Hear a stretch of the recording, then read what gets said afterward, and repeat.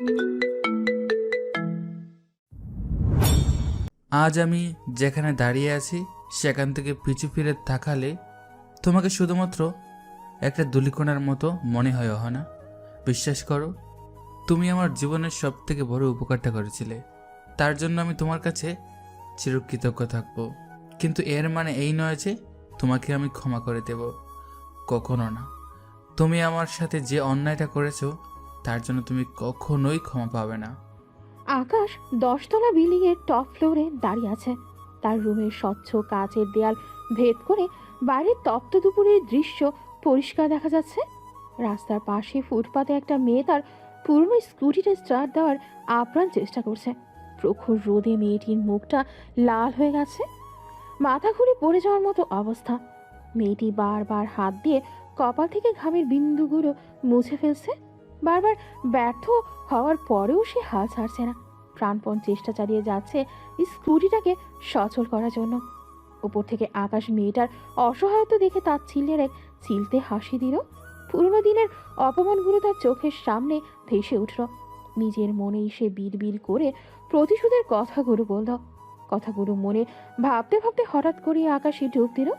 Saint Joseph কলেজের গেটের সামনে একটা ঝকঝকে BMW গাড়ি এসে থামলো। গাড়ি থেকে নামলো কলেজের সব থেকে সুন্দরী আর অহংকারী মেয়ে অহনা বিশ্বাস। তার বাবা শহরের নামকরা ব্যবসায়ী। অহনার হাঁটার ভঙ্গি আর দামি পোশাকই বলে দেয় সে সাধারণ কোনো মেয়ে নয়। ঠিক সেই সময় গেট দিয়ে একটা পুরনো ভাঙাচোরা সাইকেল চালিয়ে ভেতরে ঢুকছিল আকাশ। তার পরনে সাধারণ একটা নীল শার্ট আর সস্তার প্যান্ট, পায়ের জুতোটাও বেশ পুরনো। সাইকেলটা পার্কিংয়ের দিকে নেওয়ার সময় অহনার দামি গাড়ির খুব পাশ দিয়ে গেল। অহনা বিরক্তিতে নাক কুঁচকে ফেলল। সে নিজের দামি পার্সটা সামনে নিয়ে আকাশের দিকে তীব্র ঘৃণার দৃষ্টিতে তাকালো। আই যে মিস্টার, সাইকেলটা কি একটু সাবধানে চালানো যায় না? আমার গাড়িতে যদি একটা আঁচ লাগতো তবে তোমার এই সাইকেল কেন, তোমার পুরো বাড়ি বিক্রি করলো ওই গাড়ির একটা আয়না কেনার টাকা জোগাড় করতে পারতে না। দুঃখিত অহনা, আমি সাবধানেই চালাচ্ছিলাম, কোনো আসল লাগেনি তো। নাম ধরে ডাকার সাহস পেলে কোথায়? আমি কি তোমার লেভেলের মেয়ে?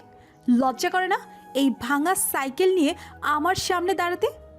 এই কলেজে তোমার মতো মধ্যবিত্ত বা গরিব ছেলেদের জায়গা হওয়া উচিত নয়।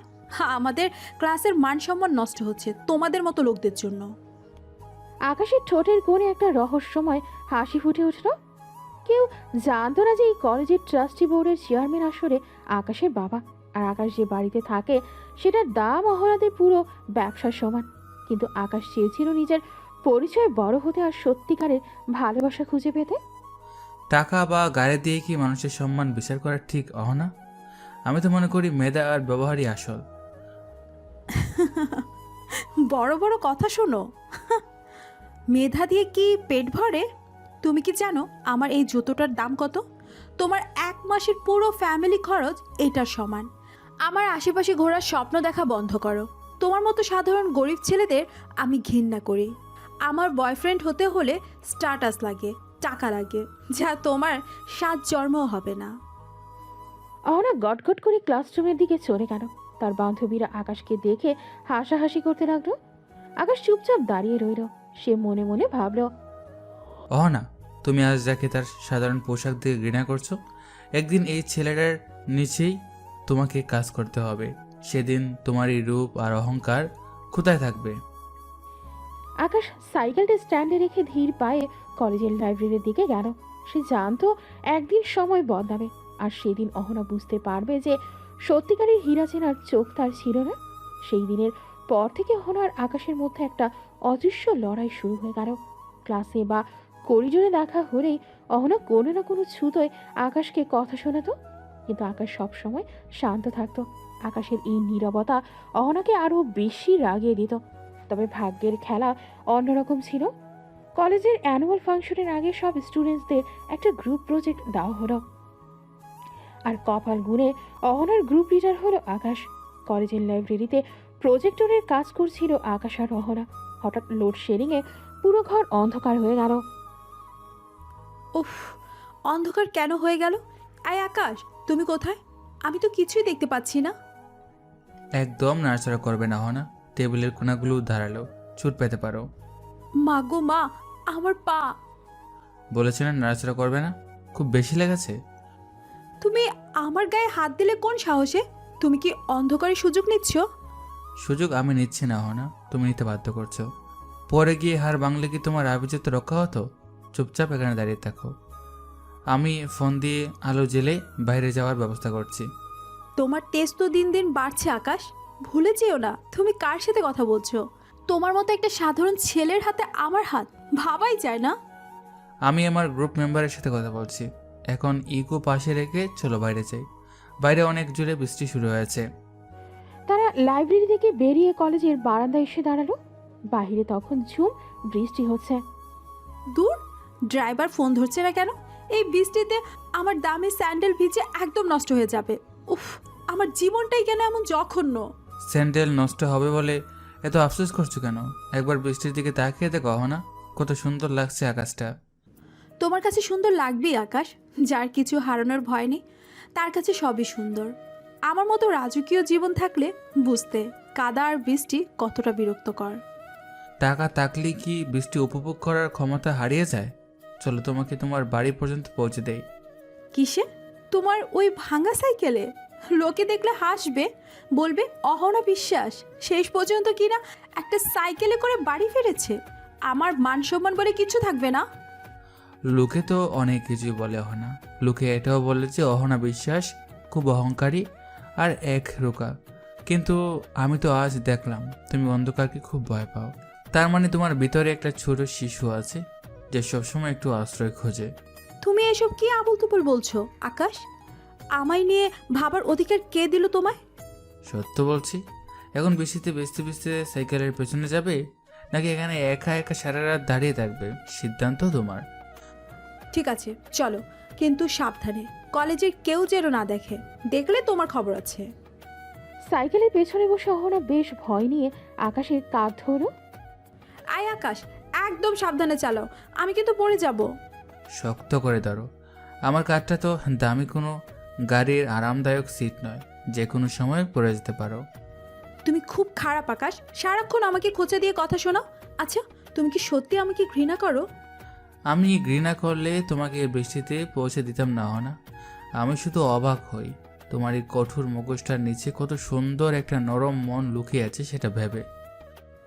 আমি আসলে জন্ম থেকে এমন না আকাশ। চারপাশের মানুষ আর এই সমাজ আমাকে এমন বানিয়ে দিয়েছে। সবাই শুধু আমার বাবার টাকা দেখে, আমাকে কেউ মন থেকে বোঝার চেষ্টা করে না। আমি তো দেখছি তোমাকে, বৃষ্টিতে ভেজা সাধারণ এক মেয়েকে দেখছি, যার সব আভিজাত্য এখন বৃষ্টির পানিতে ধুয়ে গেছে। এই তোমাকে দেখতেই বেশি ভালো লাগছে। অহনা কোনো উত্তর দিল না। সে শুধু আকাশের কাঁধে তার হাতটা একটু শক্ত করে চেপে ধরল। সেই রাতে বৃষ্টির শব্দের সাথে মিশে গিয়েছিল তাদের হৃদস্পন্দন। গত কয়েক মাস আকাশ আর অহনার জীবনটা যেন রূপকথার মতো কাটছিল। অহনা আকাশের সাধারণ জীবনটাকে আপন করে নিয়েছিল বলে আকাশের ধারণা ছিল, কিন্তু আজকের দিনটা ছিল একদম অন্যরকম। আকাশ ঠিক করেছিল আজ সে অহনাকে তার আসল পরিচয় বলে দেবে। সে যে কোনো সাধারণ গরিব ঘরের ছেলে নয়, বরং বিশাল আকাশ গ্রুপের উত্তরাধিকারী। এটা জানানোর জন্য সে অধীর আগ্রহে অপেক্ষা করছিল। বাইরে তখন মুষলধারে বৃষ্টি পড়ছে। আকাশ কলেজের পেছনের মাঠ দিয়ে দাঁড়িয়েছিল। এমন সময় অহনা এলো, কিন্তু সে একা নয়, তার সাথে ছিল দামি পোশাক পরা একটা ছেলে, যার নাম অভি। অহনা, তুমি এসেছো? আমি তোমাকে আজ খুব জরুরি একটা কথা বলতে চাই। এই ছেলেটিকে। কথা আমি বলবো আকাশ, তুমি শুধু শুনবে। এই হচ্ছে অভি। ও আমার স্ট্যাটাসের সাথে মানানসই একজন মানুষ, আর আজ থেকে ওই আমার বয়ফ্রেন্ড। এসব কি বলছো অহনা? তুমি কি মজা করছো? এই তো সেদিন আমরা একসাথে বৃষ্টিতে ভিজলাম, তুমি বললে তুমি আমাকে ভালোবাসো। ওটা একটা ভুল ছিল আকাশ। আবেগ আর বাস্তবতা এক নয়। তোমার ওই ভাঙা সাইকেলে কদিন ঘুরে আমার ক্লান্তি চলে এসেছে। আমি বড় লোকের মেয়ে, রাজপ্রাসাদে থাকতে অভ্যস্ত। তোমার ওই ছেঁড়া শার্ট আর সস্তা লাইফস্টাইল আমার দম বন্ধ করে দিচ্ছে। অহনা, তুমি শুধু টাকার জন্য আমাকে ছেড়ে চলে যাচ্ছ? আমি তো তোমাকে পাল্টে দিতে চেয়েছিলাম। শোনো, আমার পরিচয়টা এখনো তুমি জানো না। পরিচয় দিয়ে কী হবে? তোমার পকেটে কি 10 টাকা আছে আমাকে একটা ভালো রেস্টুরেন্টে খাওয়ানোর? অভি আমাকে আইফোন দিয়েছে, দামি ব্র্যান্ডের ঘড়ি দিয়েছে। তুমি কি দিয়েছো? শুধু সস্তা আবেগ। অভি পাশ থেকে তাচ্ছিলের হাসি হাসল এবং অহনার কাঁধে হাত রাখল। আকাশ আর সহ্য করতে পারল না, সে বৃষ্টির মধ্যেই অহনার পা জড়িয়ে ধরল। না প্লিজ যেও না, আমাকে একটা সুযোগ দাও, আমি সব ঠিক করে দেব। তুমি যা চাও আমি তাই দিতে পারবো। আমি তোমাকে সত্যিটা বলতে চাই না, দয়া করে আমার পা ছাড়িয়ে যেও না। পা ছাড়ো আকাশ, রাস্তাঘাটে এভাবে সিন ক্রিয়েট করো না। লোকে দেখলে ভাববে আমি কোনো ভিখারির সাথে ঝগড়া করছি। তোমার মতো ছেলের সাথে প্রেম করাটা ছিল আমার জীবনের সব থেকে বড় ভুল। এই ছেলে, হাত ছাড়ো বলছি। নিজের যোগ্যতা দেখে মানুষের হাত ধরতে হয়। অহনা এখন আমার। তুমি তোমার এই ভাঙা সাইকেল নিয়ে ভাগো এখান থেকে। অহনার ঝটকায় আকাশের হাত সরিয়ে দিল। আকাশ কাদার মধ্যে পড়ে গেল। অহনা একবারও পিছন ফিরে তাকালো না। সে অভির দামি গাড়িতে গিয়ে বসল। যাওয়ার সময় গাড়ির চাকার কাদা আকাশের পুরো গায়ে ছিটিয়ে দিয়ে চলে গেল তারা। আকাশ বৃষ্টির মধ্যে কাদা মাখা শরীরে উঠে দাঁড়ালো। তার চোখে তখন জল নয়, ছিল আগুনের প্রতিচ্ছবি। সে চেয়েছিল আজই তাকে নিজের বিশাল রাজপ্রাসাদে নিয়ে যাবে, তার হাতে কোটি টাকার হীরের আংটি পরিয়ে দেবে। কিন্তু অহনার এই চরম অধ্যত্ব আর টাকার প্রতি লোভ দেখে আকাশের আর সত্যিটা বলতে ইচ্ছেই করল না। ভালো করলে না, খুব ভালো করলে। তুমি আজ আকাশকে নয়, তার ছদ্মবেশটাকে ঘৃণা করে চলে গেলে। যেদিনই আকাশ চৌধুরী তার আসল রূপে তোমার সামনে দাঁড়াবে, সেদিন তোমার এই আভিজাত্য ধুলোয় মিশে দেব আমি। আজ থেকে আমার জীবনে ভালোবাসার কোনো জায়গা নেই, শুধু থাকবে প্রতিশোধ। বৃষ্টির শব্দে আকাশের সেই গর্জন হারিয়ে গেল। সেই দিনই সাধারণ আকাশ মরে গিয়ে জন্ম নিল এক নিষ্ঠুর কোটিপতি আকাশ চৌধুরী, যে অহনাকে শুধু ঘৃণা করতে শিখেছে। হঠাৎ করে আকাশ আবার নিজের বাস্তবে ফিরে আসে। এমন সময় আকাশ আরিশান অফিসের দরজা ঠেলে জুনাইদ ভেতরে প্রবেশ করল। আকাশ হঠাৎ করে নিজের চোখের কঠোর দৃষ্টি পরিবর্তন করে খুব স্বাভাবিকভাবেই জুনাইদের দিকে তাকিয়ে এবং রুক্ষ স্বরে বলল, বলেছেন প্রয়োজন ছাড়া আমাকে কখনো বিরক্ত করবে না। এক কথা বারবার কেন বলতে হয়? আমি তো বলেছিলাম আমার কিছুটা ব্যক্তিগত সময়ের প্রয়োজন আছে, কেউ যেন আমাকে বিরক্ত না করে। কিন্তু কেন আমার কথা অমান্য করা হলো? আকাশের এমন বজ্রকঠিন গর্জন শুনে জুনাইদ মনে মনে বেশ ভয় পেয়ে যায়। আকাশের সামনে দাঁড়ানোর মতো সাহস এই মুহূর্তে তার নেই। তবুও সে অত্যন্ত নরম স্বরে তোতলামি করে বলল, সরি স্যার, ভুল হয়ে গেছে। আসলে বিষয়টা এতটাই গুরুত্বপূর্ণ ছিল যে আপনার পারমিশন ছাড়া আসতে বাধ্য হলাম। কি এমন গুরুত্বপূর্ণ কথা যেটা পরে বলা যাচ্ছিল না, এখনই বলতে হবে? আসলে স্যার, আপনি যে সিবিটা এইচআর ডিপার্টমেন্টে দিয়েছিলেন রিক্রুটমেন্টের জন্য, সেখান থেকে একটা ইনফরমেশন এসেছে। সিবিতে যে কোয়ালিফিকেশন দেওয়া আছে তা আমাদের ভ্যাকান্সি সার্কুলারের রিক্রুটমেন্টের সঙ্গে একদমই ম্যাচ করছে না। অথচ যে পোস্টের জন্য আপনি তাকে রিক্রুটমেন্ট করছেন, সেই পার্সোনাল অ্যাসিস্ট্যান্টের পজিশনটা আমাদের কোম্পানির জন্য অত্যন্ত গুরুত্বপূর্ণ। এইচআর হেড থেকে মেসেজ এসেছে যে একজন অযোগ্য প্রার্থীকে যদি এই পজিশনটা দেওয়া হয়, তবে সেটা প্রতিষ্ঠানের জন্য মোটেও ভালো হবে না। কে এই কথাটি বলেছে? Who is this guy? I want his resignation letter after 30 minutes on my table. আকাশের চিৎকার এতটাই জোরে ছিল যে মনে হলো পুরো বিল্ডিংটাই কেঁপে উঠল। জুনাইদ ভয়ে কাঁপতে শুরু করলো, কারণ আকাশ সচরাচর তার কর্মীদের সঙ্গে এমন অভদ্র ব্যবহার করে না। কিন্তু আজ তাকে দেখে মনে হচ্ছে সে কাউকে ছিঁড়ে ফেলবে। জুনাইদের কণ্ঠরোধ হয়ে যায় ভয়ে। আকাশ কয়েকবার গভীর নিঃশ্বাস নিয়ে নিজেকে শান্ত করার আপ্রাণ চেষ্টা করল। এরপর সে পুনরায় গম্ভীর ও ভারী গলায় বলে উঠল, আমি দেখতে চাই আমার সেই শুভাকাঙ্ক্ষীকে, যে আমার থেকেও বেশি আমার ভালো মন্দ পাওয়া শুরু করেছে। তোমরা কি মনে করো আমি নিজের ভালো নিজে বুঝি না? আমি যদি সিদ্ধান্ত নিতে ভুল করতাম, তবে একা পরিশ্রম আর বুদ্ধিতে এই কোম্পানিকে আজ এই পর্যন্ত নিয়ে আসতে পারতাম না। এখন কি আমার কোনো কাজ করার আগে তোমাদের মতো কর্মীদের থেকে পারমিশন নিতে হবে? আকাশের রুদ্রমূর্তি দেখে জুনাইদার এক মুহূর্তও সেখানে দাঁড়ানোর সাহস পেল না। সে দ্রুত মাথা নিচু করে রুম থেকে বেরিয়ে গেল। জুনাইদ চলে যাওয়ার পর আকাশ আবার জানালার ধারে গিয়ে দাঁড়ালো। তার নির্দেশে কোনো প্রকার পরীক্ষা বা ইন্টারভিউ ছাড়াই অহনা বিশ্বাসের সিভিটা গ্রান্টেড করা হলো। আকাশ ফার্মাসিউটিক্যালসের ওনারের পার্সোনাল অ্যাসিস্ট্যান্ট হিসেবে তাকে নিয়োগের অফার লেটার পাঠিয়ে দেওয়া হলো। এদিকে খবরটা পাওয়া মাত্রই অহনা আর তার পুরো পরিবারের মুখে দীর্ঘদিনের মলিনতা কেটে হাসির ঝিলিক ফুটে উঠল। অহনাদের আর্থিক অবস্থা এখন এতটাই শোচনীয় যে দুবেলা খাবার জোগাড় করাও দায় হয়ে পড়েছে। এই অবস্থায় আকাশ ফার্মাসিউটিক্যালসের মতো বড় কোম্পানিতে চাকরি হওয়াটা তাদের কাছে স্বপ্নের মতো। বড় কোনো পরীক্ষা বা ইন্টারভিউ ছাড়াই কিভাবে এত বড় পজিশনে চাকরিটা হয়ে গেল তা নিয়ে অহনা বা তার পরিবার একবারও ভাবল না। অভাবের তাড়নায় তারা এটাকে কেবলই ভাগ্যের মোড় বলে মেনে নিল। তারা জানতো না এই চাকরির নিয়োগপত্র আসলে অহনার জীবনের সব থেকে বড় ঝড়ের পূর্বাভাস। সকালে মিষ্টি রোদ শহর জুড়ে ছড়িয়ে পড়েছে, কিন্তু অহনার মনে আজ রাজ্যের উৎকণ্ঠা আর উত্তেজনা। আজ তার জয়নিং ডে। মধ্যবিত্ত অভাবী পরিবারের বড় মেয়ে হিসেবে তার উপর পাহাড় সম দায়িত্ব। কোনো মতে নিজের সাধারণ সুতির সালোয়ার কামিজটা ইস্ত্রি করে চুলে একটা পরিপাটি খোপা বেঁধে সে রওনা হলো আকাশ ফার্মাসিউটিক্যালসের বিশাল কর্পোরেট অফিসের দিকে। অফিসের বিশাল কাচের গেট আর জাঁকজমক দেখে অহনার বুকের ভেতরটা দুরু দুরু কাঁপছে। সে ভাবতেই পারছে না ভাগ্যের কি অসীম কৃপায় সে এখানে পার্সোনাল অ্যাসিস্ট্যান্ট হিসেবে সুযোগ পেয়েছে। কাঁপা কাঁপা পায়ে সে রিসিপশনে গিয়ে দাঁড়ালো। আসসালামু আলাইকুম, আমি অহনা বিশ্বাস। আজ আমার জয়নিং ডে ছিল। আমাকে পিএ পজিশনের জন্য আসতে বলা হয়েছে। রিসিপশনিস্ট মেয়েটি অহনার আপাত মস্তক একবার মেপে নিল। তার চোখে কিছুটা বিস্ময়, কারণ এই পজিশনে সাধারণত অনেক হাই প্রোফাইল কাউকে দেখা যায়। মেয়েটি ফোন রেখে অত্যন্ত পেশাদার হাসিতে জবাব দিল, জি ম্যাম, আমরা আপনার জন্যই অপেক্ষা করছিলাম। আপনি কাইন্ডলি পাশের ওয়েটিং রুমে গিয়ে বসুন। আমাদের এইচআর থেকে একজন এসে আপনার সাথে দেখা করবেন। অহনা মাথা নেড়ে ধীর পায়ে ওয়েটিং রুমে গিয়ে বসল। সেখানকার নরম সোফা আর এসির ঠান্ডা বাতাসে কিছুটা স্বস্তি পেলেও তার অস্বস্তি কমছে না। বারবার সে নিজের ব্যাগটা শক্ত করে ধরছে।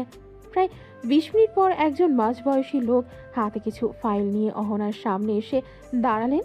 তার মুখটা বেশ গম্ভীর। আপনি নিশ্চয়ই অহনা বিশ্বাস। দেখুন, আমাদের কোম্পানিতে জয়েন করার আগে কিছু করার নিয়মকানুন আছে। আকাশ ফার্মাসিউটিক্যাল দেশের অন্যতম বড় প্রতিষ্ঠান, তাই এখানকার সিকিউরিটি আর কনফিডেন্সিয়ালিটি বজায় রাখার আমাদের প্রধান শর্ত। জি স্যার, আমি এই সব নিয়ম মেনে চলতে রাজি আছি। আমার এই চাকরিটা খুব প্রয়োজন। ভালো কথা। আমাদের এই স্যার পলিসি অনুযায়ী আপনাকে কিছু লিগ্যাল পেপার এবং এগ্রিমেন্ট সাইন করতে হবে। এখানে আমাদের কোম্পানির গোপনীয়তা রক্ষা এবং চাকরির শর্তাবলী লেখা আছে। আপনাকে এই এগ্রিমেন্ট স্বাক্ষর করেই জয়েনিং লেটার হাতে নিতে হবে। লোকটা অহনার সামনে মোটা একটা ফাইল মেলে ধরো। সেখানে ইংরেজি হরফে ঠাসা অনেকগুলো পাতা। অহনা ইংরেজি ভালোই জানে, কিন্তু এই মুহূর্তে তার চোখের সামনে পরিবারের অভাবের চেহারাটা বারবার ভেসে উঠছে। মাসের শেষে বিল বাকি, বাবার ঔষধের টাকা নেই, ছোট ভাইয়ের পড়াশোনার খরচ সব মিলিয়ে সে তখন দিশেহারা। তার মনে হচ্ছিল এই কাগজগুলো পড়া মানে সময় নষ্ট করা। তাছাড়া এত বড় কোম্পানি নিশ্চয়ই কোনো খারাপ কিছু করবে না। এই অন্ধবিশ্বাস আর চাকরির তীব্র তাগিদ থেকে অহনা আর পাতাগুলো উল্টে দেখার প্রয়োজন বোধ করল না। ম্যাম, আপনি কি কাগজগুলো পড়ে দেখবেন নাকি ডিটেক্ট করবেন? না না স্যার, পড়ার প্রয়োজন নেই। আমি আপনাদের কোম্পানির উপর বিশ্বাস রাখি। আমাকে কোথায় সাইন করতে হবে বলুন? লোকটা একটা ধূর্ত হাসি চেপে অহনার সামনে কলম এগিয়ে দিল। অহনা একে একে 7-8টা পাতায় নিজের স্বাক্ষর বসিয়ে দিল। সে জানলই না এই কাগজে নিজের ছোট ছোট অক্ষরে এমন কিছু শর্ত লেখা ছিল যা তার জীবনকে পুরোপুরি পরাধীন করে দিতে পারে। বিশেষ করে একটা পাতায় লেখা ছিল যে আগামী 3 বছর সে এই কোম্পানি থেকে ইস্তফা দিতে পারবে না এবং বসের যে কোনো ব্যক্তিগত হুকুম পালন করতে সে আইনত বাধ্য। সাইন শেষ হওয়ার পর লোকটা ফাইলটা টেনে নিল। কংগ্রাচুলেশনস ম্যাম, আপনার জয়েনিং ফর্মালিটি সম্পন্ন হয়েছে। এখন আপনি ওপরের তলায় যেতে পারেন। আপনার বসের কেবিন 10 তলায়। জুনায়েদ সাহেব আপনাকে গাইড করবেন। অহনা এক বুক স্বস্তি নিয়ে লিফটের দিকে এগিয়ে গেল। লিফটে উঠে আয়নায় নিজের চেহারাটা দেখে সে নিজেকেই সান্ত্বনা দিল যে যাই হোক, একটা ভালো চাকরি তো হলো। লিফট যখন 10 তলায় গিয়ে থামলো, হলো তখনও জানে না লিফটের ওপাশে তার জন্য কি ভয়াবহ এক অতীত অপেক্ষা করে আছে। লিফট থেকে বের হতেই জুনাইদ তাকে রিসিভ করলো।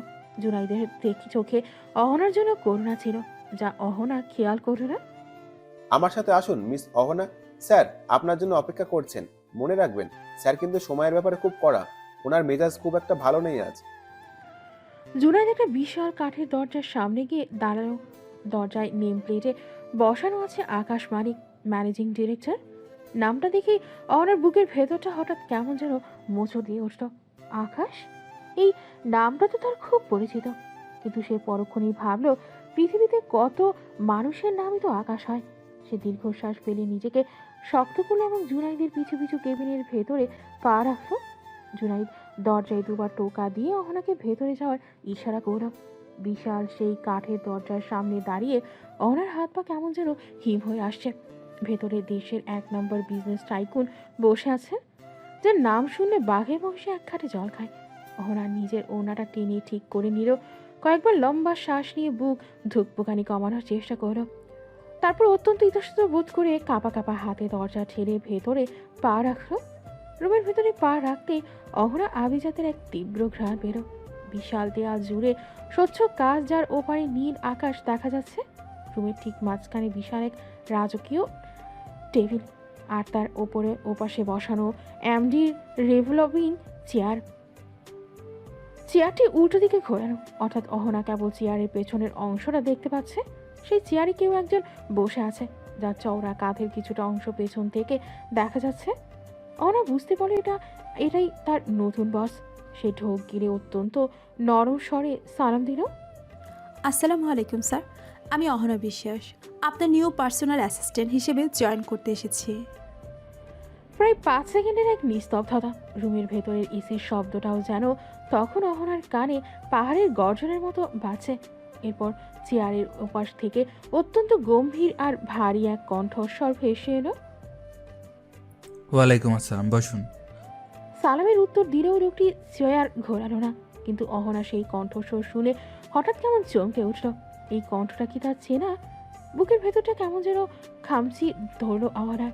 সে ভাবলো না, এমনটা হতেই পারে না।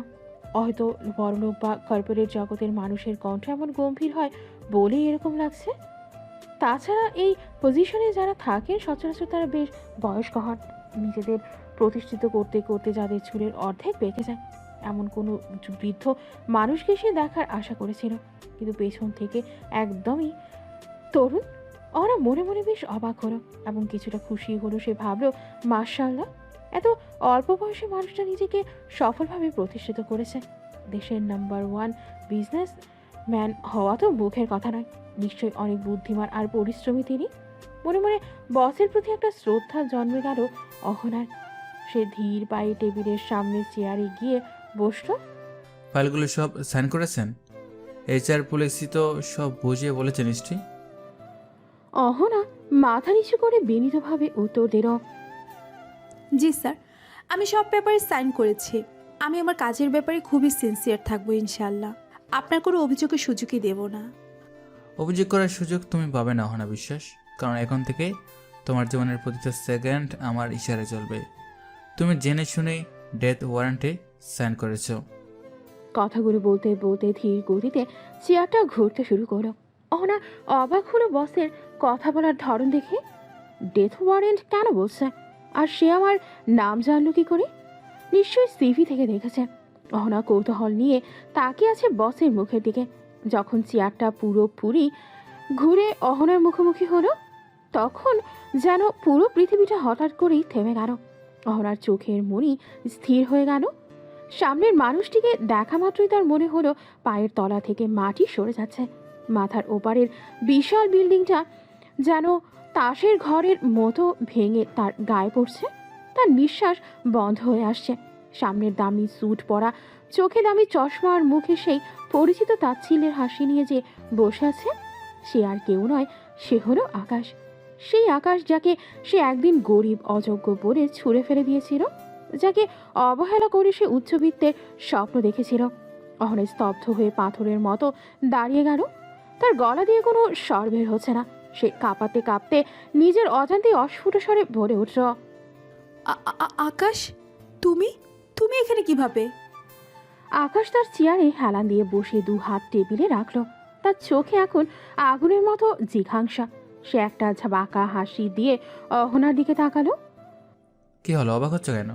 তুমি তো মনে করেছিলে এই অবহেলিত ছেলেটি ফুটপাতে মরে পড়ে থাকবে, কিন্তু দেখো আজ ভাগ্য আমাদের আবারও এক জায়গায় নিয়ে এসেছে। তবে পার্থক্য শুধু একটাই, সেদিন তুমি ছিলে রাজকুমারী আর আমি ভিখারি, আর আজ আমি এই সাম্রাজ্যের রাজা আর তুমি আবার হুকুমের কেনা গোলাম। মনে আছে এই এগ্রিমেন্টের কথা? ওটা পড়ার সময় পাওনি তো? ওটাই ছিল তোমার পরাধীনতার দলিল। Welcome to my hell, miss Ahana Biswas. Ahana থরথর করে কাঁপছে। সে বুঝতে পারছে সে এক ভয়াবহ ফাঁদে পা দিয়েছে। যে ছেলেকে সে পায়ে পিষে চলে গিয়েছিল, আজ সেই ছেলেই তার ভাগ্য বিধাতা হয়ে সামনে বসে আছে। প্রতিশোধের নেশায় আকাশের চোখ দুটো জ্বলজ্বল করছে। কেবিনের ভেতরের বাতাস যেন হঠাৎ ভারী হয়ে উঠল। অহনা পাথরের মূর্তির মতো দাঁড়িয়ে আছে। তার সামনে বসা এই মানুষটি কি আসলেই সেই আকাশ, যে আকাশ তাকে এক পলক দেখার জন্য কলেজের গেটে ঘন্টার পর ঘন্টা দাঁড়িয়ে থাকতো, যাকে সে সামান্য অজুহাতে অপমান করে তাড়িয়ে দিয়েছিল। আকাশের এই নতুন রূপ দেখে অহনা মনে মনে প্রচণ্ড আতঙ্কিত বোধ করছে। কিন্তু আশ্চর্যের বিষয় হলো, এই ভয়ের আড়ালে তার মনের কোনো এক গহীনে চাপা আনন্দ খেলা করছে। আকাশ আজ সফল, তার আকাশ আজ দেশের সেরা ধনী। কিন্তু সেই আনন্দের রেশ বেশিক্ষণ টিকল না আকাশের মুখের বিষাক্ত হাসিতে। আকাশ তার রিভলভিং চেয়ারে হেলান দিয়ে বসল। তার চোখে মুখে এখন চরম ঔদ্ধত্য। কি হলো, কথা বলছো না কেন? আকাশ, আমি স্যার। আকাশের গর্জনে অহনা কেঁপে উঠল। সে মাথা নিচু করে রইল। এখানে আমি তোমার আকাশ নই, আমি এই সাম্রাজ্যের মালিক। আমাকে স্যার বলে সম্বোধন করবে, মনে থাকবে। জি স্যার। আকাশ একটা বাঁকা হাসি দিল। সে ডেস্কে থেকে একটা পেনড্রাইভ নিয়ে টেবিলের উপর ছুঁড়ে মারল। পেনড্রাইভটা সশব্দে অহনার সামনে পড়ল। ওটা তোলো। অহনা কাপা হাতে পেনড্রাইভটা তুলল। আকাশ এবার উঠে দাঁড়ালো। সে ধীর পায়ে অহনার চারপাশ দিয়ে ঘুরতে লাগলো, যেন কোনো শিকারীকে দেখছে, এক হিংস্র শিকারী। অবাক হচ্ছ? একটু। কেন? তুমি এত বড় জায়গায় ভাবিনি। ভেবেছিলে পচে মরবো? না, তা নয়। তবে কি, গরিবের আবার সাফল্য কি, এটাই তো ভাবতে। আমি খুশি হয়েছি আকাশ, মানে স্যার। খুশি? আকাশের অট্ট হাসিতে পুরো রুম গম গম করে উঠল। সেই হাসিতে কোনো আনন্দ ছিল না, ছিল কেবল তীব্র ঘৃণা। সে হাসি থামিয়ে হঠাৎ গম্ভীর হয়ে গেল। অহনার একদম কানের কাছে মুখ নিয়ে ফিস ফিস করে বলল, তোমার এই মিথ্যা অভিনয় বন্ধ করো। এটা সত্যি। সেদিন কোথায় ছিল এই খুশি? আমি নিরুপায় ছিলাম। তুমি লোভী ছিলে। না। হ্যাঁ, তুমি টাকা চেয়েছিলে, স্ট্যাটাস চেয়েছিলে। আজ সব আছে আমার, কিন্তু তোমার জন্য নয়। আকাশ টেবিলের উপর রাখা কফির মগটা হাতে নিল। কফিটা তখনও বেশ গরম। সে মগটা নিয়ে জানালার দিকে ফিরে তাকালো। জানো না আমার এই এক একটা স্যুটের দাম কত? জানি না। তোমার বাবার সারা জীবনের উপার্জনের সমান। অহনা অপমানিত বোধ করল। তার চোখের কোণে পানি চলে এলো। আকাশের এই অধ্যত্ত তাকে পুড়িয়ে মারছে। কেন এমন করছো? মজা পাচ্ছি। আমাকে অপমান করে? হ্যাঁ, তোমাকে তিলে তিলে ছোট হওয়াতে দেখে খুব শান্তি পাচ্ছি। আমি চাকরিটা করব না। ইস্তফা দেবে? হ্যাঁ। অ্যাগ্রিমেন্ট করেছিলে? অহনার বুকটা ধক করে উঠল। সেই 7-8 পাতার এগ্রিমেন্ট, সে তো কিছুই পড়েনি। 3 বছর। মানে? 3 বছর তুমি চাকরি ছাড়তে পারবে না। কেন? চাইলে 1 কোটি টাকা জরিমানা আছে তোমার। এটা অন্যায়। এটা বিজনেস। আকাশ হঠাৎ তার কফির মগ থেকে কিছুটা কফি মেঝেতে ঢেলে দিল। দামি কার্পেটের ওপর কালচে দাগ পড়ে গেল। সে তাচ্ছিল্যের দৃষ্টিতে অহনার দিকে তাকালো। যাও, টিস্যু নিয়ে এসো। কি? মেজে পরিষ্কার করো। আমি আপনার পিয়ে, ক্লিনার নই। আমার পিয়ে মানে আমার হুকুমের গোলাম। পরিষ্কার করো। অহনা অপমানে স্তব্ধ হয়ে দাঁড়িয়ে রইল। তার চোখ দিয়ে অঝরে পানি পড়ছে। আকাশ তার দিকে তাকিয়ে একটা বিজয়ের হাসি হাসল। সে টেবিলের ওপর রাখা একটা বেল টিপতেই জুনাইদ ভেতরে আসলো। জুনায়েদ, জি স্যার। একে একটা মোচার কাপড় দাও। আজ থেকে এই কেবিনের মেজে পরিষ্কার রাখা এর প্রথম দায়িত্ব। স্যার, কিন্তু উনি তো। যা বলেছি করো। জুনাইদ ইতস্তত করে একটা কাপড় অহনার দিকে এগিয়ে দিল। অহনা কাঁপতে কাঁপতে কাপড়টা হাতে নিল। সে বুঝতে পারলো আকাশ তাকে শুধু কাজ করাতেই এখানে এনে আনিনি, তাকে চরমভাবে ছোট করতে গিয়েই ছক সাজিয়েছে। সে নিচু হয়ে মেঝেতে বসে কফির দাগ পরিষ্কার করতে লাগলো। আকাশ তার মাথার ওপর দাঁড়িয়ে রাজকীয় ভঙ্গিতে কফিতে চুমুক দিল। কেমন লাগছে অহনা বিশ্বাস? উপর থেকে নিচে নামতে কেমন লাগে? খুব কষ্ট হচ্ছে। এটা তো মাত্র শুরু। আমার সাথে কাটানো প্রতিটা অপমানের হিসাব আমি কড়াই ঘন্টায় বুঝে নেব। আকাশ এবার নিজের জুতোটা অহনের কাপড়ের সামনে বাড়িয়ে দিল। জুতে কফি লেগেছে, পরিষ্কার করো। অহনা এবার আকাশের দিকে মাথা তুলে তাকালো। তার চোখে তখন রাজ্যের বিস্ময় আর কষ্ট।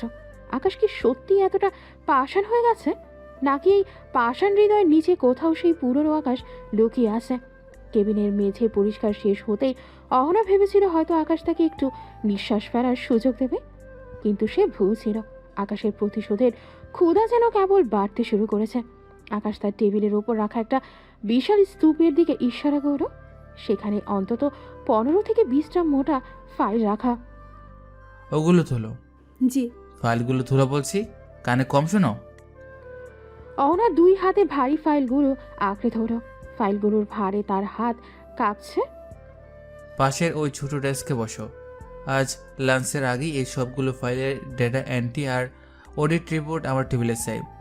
কিন্তু স্যার, এতগুলো ফাইল একা অল্প সময় কিভাবে সম্ভব? অসম্ভব হলে রিজেন দাও, 1 কোটি টাকা জমা দিয়ে চলে যাও। কেউ আটকে রাখেনি। অহনা মাথা নিচু করে ডেস্কে গিয়ে বসল। শুরু হলো তার উপর মানসিক নির্যাতনের এক দীর্ঘ অধ্যায়। ফাইলের ছোট ছোট লেখাগুলো পড়তে পড়তে অহনার চোখে ধাঁধা লেগে যাচ্ছে। প্রখর রোদে স্কুটি নিয়ে ছোটাছুটি করার ক্লান্তি আর সকাল থেকে কিছু না খাওয়ার দুর্বলতা তাকে গ্রাস করছে। কিন্তু আকাশের কোনো ভ্রুক্ষেপ নেই। সে নিজের ল্যাপটপে কাজ করছে আর মাঝে মধ্যে আর চোখে অহনার কষ্ট দেখছে। কফি। জি। 1 কাপ ব্ল্যাক কফি বানিয়ে আনো, চিনি ছাড়া। কফি যেন একদম গরম থাকে, 1 ডিগ্রি কম হলে ফেলে দেব। অহনা ফাইল রেখে দৌড়ে গেল কফি বানাতে। কফি নিয়ে আসার পর আকাশ এক চুমুক দিয়েই মগটা টেবিলের ওপর সশব্দে নামিয়ে রাখলো। কিছুটা কফি ছিটকে অহনার হাতের ওপর পড়ল। গরম কফির ছোঁয়ায় অহনার চামড়া লাল হয়ে গেল, কিন্তু সে উফ শব্দটাও করল না। এটা কফি নাকি ড্রেন ওয়াটার? হ্যাঁ, ফেলে দিয়ে আবার বানাও। সরি স্যার, আমি এক্ষুনি পাল্টে আনছি। আর শোনো, কফি আনতে গিয়ে যেন ফাইলের কাজে দেরি না হয়। দেরি হলে আজ রাত 10টা পর্যন্ত এই অফিসে বসে থাকতে হবে, মনে রেখো।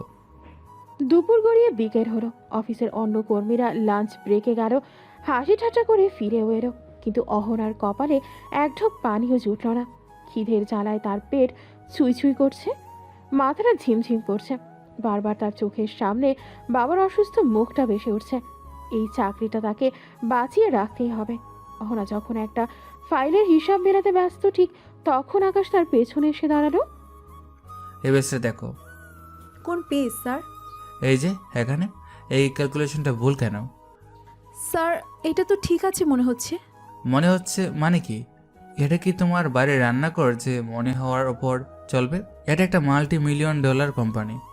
তোমার 1 পয়সার ভুলের জন্য আমার ক্ষয়ক্ষতি হতে পারে, ধারণা আছে? আমি অত্যন্ত দুঃখিত স্যার, আমি ঠিক করে দিচ্ছি। দুঃখিত দিয়ে পেট ভরে না হয় না। তোমার এই অযোগ্যতা আর আলসেমি আমি সহ্য করবো না। তোমার মতো নিচ স্তরের মেয়েদের দিয়ে আসলে ফাইল চেক হয় না। তোমাদের কাজ হলো থালা বাসন মাজা। অহনার দু চোখ বেয়ে টপ টপ করে পানি ঝরে ফাইলের কাগজের ওপর পড়ল। চোখের পানিতে কালি লেপটে যেতে লাগলো। আকাশ সেটা দেখে আরো উত্তেজিত হয়ে উঠল। ও, এখন কি নেকাম শুরু হলো? চোখের পানি ফেলে সিম্পেথি গেইন করতে চাইছো? এই নাটক অন্য কোথাও দেখাও। যাও, ফাইল নষ্ট করলে কেন? আমি ইচ্ছে করে করিনি স্যার, আমি খুব টায়ার্ড, সকাল থেকে কিচ্ছু খাইনি। সেটা কি আমার সমস্যা? আমি কি তোমাকে না খেয়ে থাকতে বলেছি? তোমার ড্রামা বন্ধ করো, এই ফাইলটা আবার নতুন করে রেডি করো, পুরোটা। স্যার, এখন তো প্রায় 5টা বাজে, পুরো ফাইল আবার লিখতে গেলে অনেক রাত হবে। বাসায় মা চিন্তা করবে। মা চিন্তা করবে? হাহ, যখন আমার সাথে প্রেম করতে তখন তো রাত বিরাতে ফোন দিয়ে কথা বলতে, মায়ের চিন্তার কথা মনে পড়তো না? তখন তো বড় বড় স্বপ্ন দেখতে। এখন কষ্ট হচ্ছে কেন? আকাশ ডেস্কে রাখা পানির গ্লাসটা নিয়ে এক চুমুক খেলো এবং বাকি পানিটুকু অহনার ফাইলের ওপর ঢেলে দিল। অহনার গত 4 ঘন্টার পরিশ্রম এক মুহূর্তেই পানিতে ভিজে একাকার হয়ে গেল। এখন নতুন করে করো, রাত যতই হোক কাজ শেষ না করে এই রুম থেকে বের হতে পারবে না। জুনাদকে বলে দিচ্ছি বাড়ি থেকে যেন লক করে দেয়। আকাশ, তুমি কি মানুষ নাও? এতটা নিষ্ঠুর কিভাবে হলে? আকাশ অহনার খুব কাছে ঝুঁকে এসে বলে, তুমি তো আমার মানুষ থেকে জানোয়ার বানিয়েছ অহনা। মনে নেই সে বৃষ্টির রাত যখন আমি তোমার পায়ে ধরে কেঁদেছিলাম? তুমি তখন আমায় লাথি মেরে সরিয়ে দিয়েছিলে। আজ আমি সেই লাথির প্রতিদান দিচ্ছি। Enjoy your work. আকাশ বাঁকা হাসি দিয়ে কেবিন থেকে বেরিয়ে গেল। যাওয়ার সময় ধরাম করে দরজাটা আটকে দিল। অহনা একা সেই বিশাল নিস্তব্ধ রুমে ডুকরে কেঁদে উঠল। তার চারদিকে ফাইলের স্তূপ, পেটে খিদার জ্বালা আর মনের ভেতর অপমানের দাহন। সে ভেজা কাপড়গুলো হাতে নিয়ে কাঁপতে কাঁপতে আবার লিখতে শুরু করল। বাইরে তখন অন্ধকার নামতে শুরু করেছে। অহনার মনে হতে লাগলো এই অন্ধকার যেন কোনোদিন শেষ হবে না। আকাশ যখন কেবিন থেকে বেরিয়ে করিডোর দিয়ে গটগট করে হেঁটে যাচ্ছিল, ঠিক তখনই তার সামনে এসে দাঁড়ালো রিয়া। রিয়া এই কোম্পানির মার্কেটিং হেড। তাকে বলা হয় এই অফিসের সব থেকে স্মার্ট এবং গ্ল্যামারাস লেডি। মুখে মেকআপের পুরো আস্তরণ, গায়ে ওয়ালকট দামি পারফিউমের ঘ্রাণ, আর পরনে একদম আধুনিক আর্টশার্ট পোশাক। নিজেকে সে সবসময় ময়দা সুন্দরীর মতো সাজিয়ে রাখে যাতে আকাশের নজরে আসা যায়। আকাশকে নিজের জালে ফাঁসানোর আর তার সম্পত্তি ভোগ করার একটা গোপন চেষ্টা সে দীর্ঘদিন ধরে চালিয়ে যাচ্ছে। হাই আকাশ, হাই স্যার। আপনি কি কফি ব্রেক নিতে চাচ্ছেন? আমি কি সাথে জয়েন করতে পারি? আকাশ রিয়ার দিকে একবার আর চোখে তাকালো। তার চোখে রিয়াকে দেখে কোনো আগ্রহ তো দূরে থাক, বরং বিরক্তি ফুটে উঠল। আকাশ নির্লিপ্ত গলায় জবাব দিল, আমি বিজি আছি রিয়া, পরে কথা হবে। ওহ কাম অন স্যার, সারাদিন কত কাজ করেন, একটু রিল্যাক্স তো দরকার। আমি কি আপনার কেবিনে আসতে পারি? কিছু ইম্পর্টেন্ট ফাইল নিয়ে ডিসকাস করার ছিল। প্রয়োজন হলে আমি ডেকে নেব। এখন সরো, আমার কাজ আছে। আকাশ রিয়ার পাশ কাটিয়ে দ্রুত চলে গেল। রিয়ার মুখটা অপমানে আর রাগে লাল হয়ে গেল। সে দাঁড়িয়ে দাঁড়িয়ে আকাশের যাওয়ার দিকে তাকিয়ে রইল। রিয়া মনে মনে গজগজ করতে লাগলো আকাশ কেন তাকে বারবার ইগনোর করে। সে এত সুন্দরী, এত স্টাইলিশ, তবু আকাশের মন কেন গলে না? তার রাগটা তখনও আরও বেড়ে গেল যখন সে কাচের দেয়ালের ওপাশ দিয়ে ভেতরের দৃশ্যটা দেখল। রিয়া দেখলো আকাশের আলিশান কেবিনের কোণে একটা সাধারণ মেয়ে মাথা নিচু করে ডুকরে কাচ্ছে আর ফাইল গোছাচ্ছে। সে জানলো এটাই সেই নতুন পার্সোনাল অ্যাসিস্ট্যান্ট অহনা। হোয়াট? এই গাইয়ার খ্যাত মেয়েটাকে আকাশ পার্সোনাল অ্যাসিস্ট্যান্ট বানিয়েছে? ও ড্রেসিং সেন্স দেখেছো? একটা স্মার্ট সাদামাটা মেয়ে, ওকে দেখে তো মনে হচ্ছে কোনো বস্তি থেকে উঠে এসেছে। একে রেখে আকাশ কেন আমার মতো স্মার্ট মেয়েকে এড়িয়ে চলে? রিয়ার ভেতরটা ঈর্ষায় জ্বলে পুড়ে ছারখার হয়ে যাচ্ছে। সে অফিসের করিডোরে দাঁড়িয়ে নিজের নখ কামড়াতে লাগলো। সে কোনোভাবেই মেনে নিতে পারছে না যে তার মতো সুন্দরী থাকতেও আকাশ এমন একটা অযোগ্য আর গেও মেয়েকে নিজের একদম কাছে রেখেছে। রিয়া গট করে রিসিপশনিস্টের কাছে গিয়ে দাঁড়ালো। এই যে শোনো, ভিতরে মেয়েটাকে, ওই যে ময়না রঙের জামা পরা মেয়েটা। ম্যাম, উনি অহনা বিশ্বাস, স্যারের নতুন পিএ। ডিরেক্ট অ্যাপয়েন্টমেন্ট হয়েছে ওনার। Direct appointment? কোনো ইন্টারভিউ হয়নি? না ম্যাম, স্যার নিজে অর্ডার দিয়েছেন। রিয়ার চোখ দুটো বিস্ময়ে কপালে উঠল। সে বিড় করে বলতে লাগলো, অবাক কাণ্ড। আকাশ কি তবে এই ভিখারি মেয়েটার প্রেমে পড়লো নাকি? ওর মধ্যেও তো আকর্ষণীয় কিছু নেই, নির্ঘাত কোনো রহস্য আছে। এই গাইয়া মেয়েটাকে এই অফিস থেকে তাড়াতেই হবে, না হলে আমার আকাশকে হাত করার প্ল্যান সব নষ্ট হয়ে যাবে। দাঁড়াও না বিশ্বাস, তোমার হার মাস আমি এক করে দেব। এই অফিসের দিকে থাকা আমি তোমার জন্য অসম্ভব করে তুলব। আকাশ শুধু আমার, তোমার মতো খ্যাত মেয়ের জন্য আকাশ ফার্মাসিউটিক্যালের দরজা বন্ধ হবে খুব শীঘ্রই। রিয়া তার দামি হিল জুতো দিয়ে সশব্দে মেঝের উপর শব্দ তুলে নিজের ডেস্কের দিকে চলে গেল। তার মনের ভেতর এখন অহনাকে হেনস্থা করার হাজারটা কুটিল বুদ্ধি খেলা করছে। অন্যদিকে অহনা জানলো না যে বসের রোশানলের পাশাপাশি অফিসের এক ভয়ঙ্কর সুন্দরীর বিষাক্ত নজরে সে পড়ে গেছে। দিন যত যাচ্ছে আকাশের অত্যাচারের মাত্রা যেন ততই লাগাম ছাড়া হয়ে উঠছে। অফিসের প্রতিটা মুহূর্ত এখন অহনার জন্য বিষিয়ে উঠেছে। আকাশ যেন ঠিক করেছে সে অহনাকে মানসিকভাবে এমন এক জায়গায় নিয়ে যাবে যেখানে মৃত্যু ছাড়া আর কোনো মুক্তি থাকবে না। প্রতিদিন সকালে অফিসে ঢোকার পর থেকেই শুরু হয় হুকুমের বন্যা। কখনো এক পাহাড় ফাইল চেক করা, কখনো কোনো কারণ ছাড়াই সবার সামনে দাঁড় করিয়ে রেখে অকথ্য ভাষায় অপমান করা। আকাশের নেশায় পরিণত হয়েছে। কিন্তু আকাশের এই অমানবিক আচরণের সাথে এবার হাত মেলায় রিয়া। রিয়া এই অফিসের মার্কেটিং হেড এবং নিজেকে আকাশের হবি স্ত্রী হিসেবে কল্পনা করে। তাই অহনার মতো একটা সাধারণ মেয়ের আকাশের এত কাছাকাছি থাকা সে সহ্য করতে পারছে না। রিয়া সারাক্ষণ ওত পেতে থাকে কিভাবে অহনাকে বিপদে ফেলা যায়। সেদিন দুপুরে আকাশ তার কেবিনে বড় এক ক্লায়েন্টের সাথে মিটিং করছিল। রিয়া সুযোগ বুঝে অহনার ডেস্কে রাখা একটা অত্যন্ত গুরুত্বপূর্ণ প্রেজেন্টেশন ফাইল সরিয়ে ফেলে। অহনা যখন ফাইলটা যথাস্থানে খুঁজে না পায় তখন তার বুক ধক করে ওঠে। ঠিক সেই মুহূর্তে আকাশ কেবিন থেকে বের হয়ে আসে। অহনা, মিস্টার জামানের প্রেজেন্টেশন ফাইলটা দাও, কুইক, আমার ক্লায়েন্ট ওয়েট করছে। স্যার, ফাইলটা তো এইমাত্র আমার টেবিলে ছিল, আমি কেন জানি খুঁজে পাচ্ছি না। আমি এক্ষুনি দেখছি স্যার। পাচ্ছ না মানে কি? ওটা কি ডানা বেলে আকাশে উড়ে গেছে, নাকি তোমার মাথায় ঘিলুর বদলে গোবর ভরা আছে যে একটা ফাইল সামলাতে পারো না? রিয়া ঠিক এই সময় নাটকীয় ভঙ্গিতে সেখানে হাজির হয়। তার মুখে এক চিলতে ধূর্ত হাসি আর চোখে মুখে কৃত্রিম বিরক্তি। সে কোমরে হাত দিয়ে অহনার দিকে তাচ্ছিল্যের দৃষ্টিতে তাকালো। ও স্যার, আপনি আনস্মার্ট মেয়েটাকে কেন যে এত ইম্পর্টেন্ট ফাইল দেন আমি বুঝি না। আমি একটু আগেই দেখছিলাম ও ফাইলটা হাতে নিয়ে ক্যাফেটেরিয়ার দিকে যাচ্ছিল। হয়তো সেখানে আড্ডা দিতে গিয়ে কোথাও ফেলে এসেছে। আসলে গাইয়া মেয়েদের হাতে দামি ফাইল দিতে যা হয় আর কি, এটা কাজের চেয়ে অকাজই বেশি করে। রিয়াপু, আপনি এসব কি বলছেন? আমি তো আজ ক্যাফেটেরিয়ার দিকে যাইনি। আপনি কেন আমার নামে মিথ্যা অপবাদ দিচ্ছেন? স্যার, বিশ্বাস করুন, আমি জায়গা ছেড়ে এক মুহূর্তের জন্য সরিনি। চুপ করা হয় না, একদম মুখ খুলবে না। রিয়া এই অফিসের অনেক পুরনো আর দায়িত্বশীল অফিসার। সে কেন তোমার মতো একটা নগণ্য মেয়ের নামে মিথ্যা বলবে? নিজের দোষ ডাকতে অন্যের উপর দোষ চাপানো তোমার পুরনো অভ্যাস। স্যার, বিশ্বাস করুন, আমি সত্যি বলছি, আমি ফাইলটা এখানেই রেখেছিলাম। আকাশ অহনার দিকে এক পা এগিয়ে এলো। তার চোখে এখন আগুনের হলকা। সে অহনার কাঠটা এত জোরে চেপে ধরো যে অহনা ব্যথায় কুঁকড়ে গেল।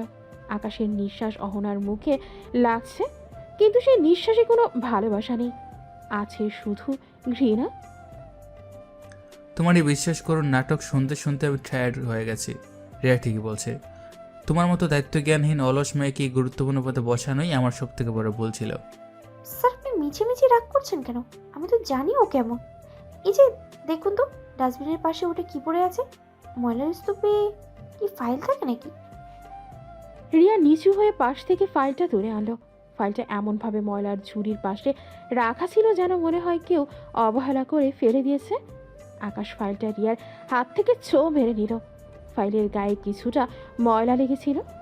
আকাশ এটা দেখে আরও ক্ষিপ্ত হয়ে উঠল। দেখলে, এটা ডাস্টবিনের পাশে পড়েছিল। তোমার সাহস তো কম না হয় না? আমার কোম্পানির কয়েক কোটি টাকার ডিল যে ফাইলের উপর নির্ভর করছে, সেটা তুমি আবর্জনার মতো ফেলে রেখেছো।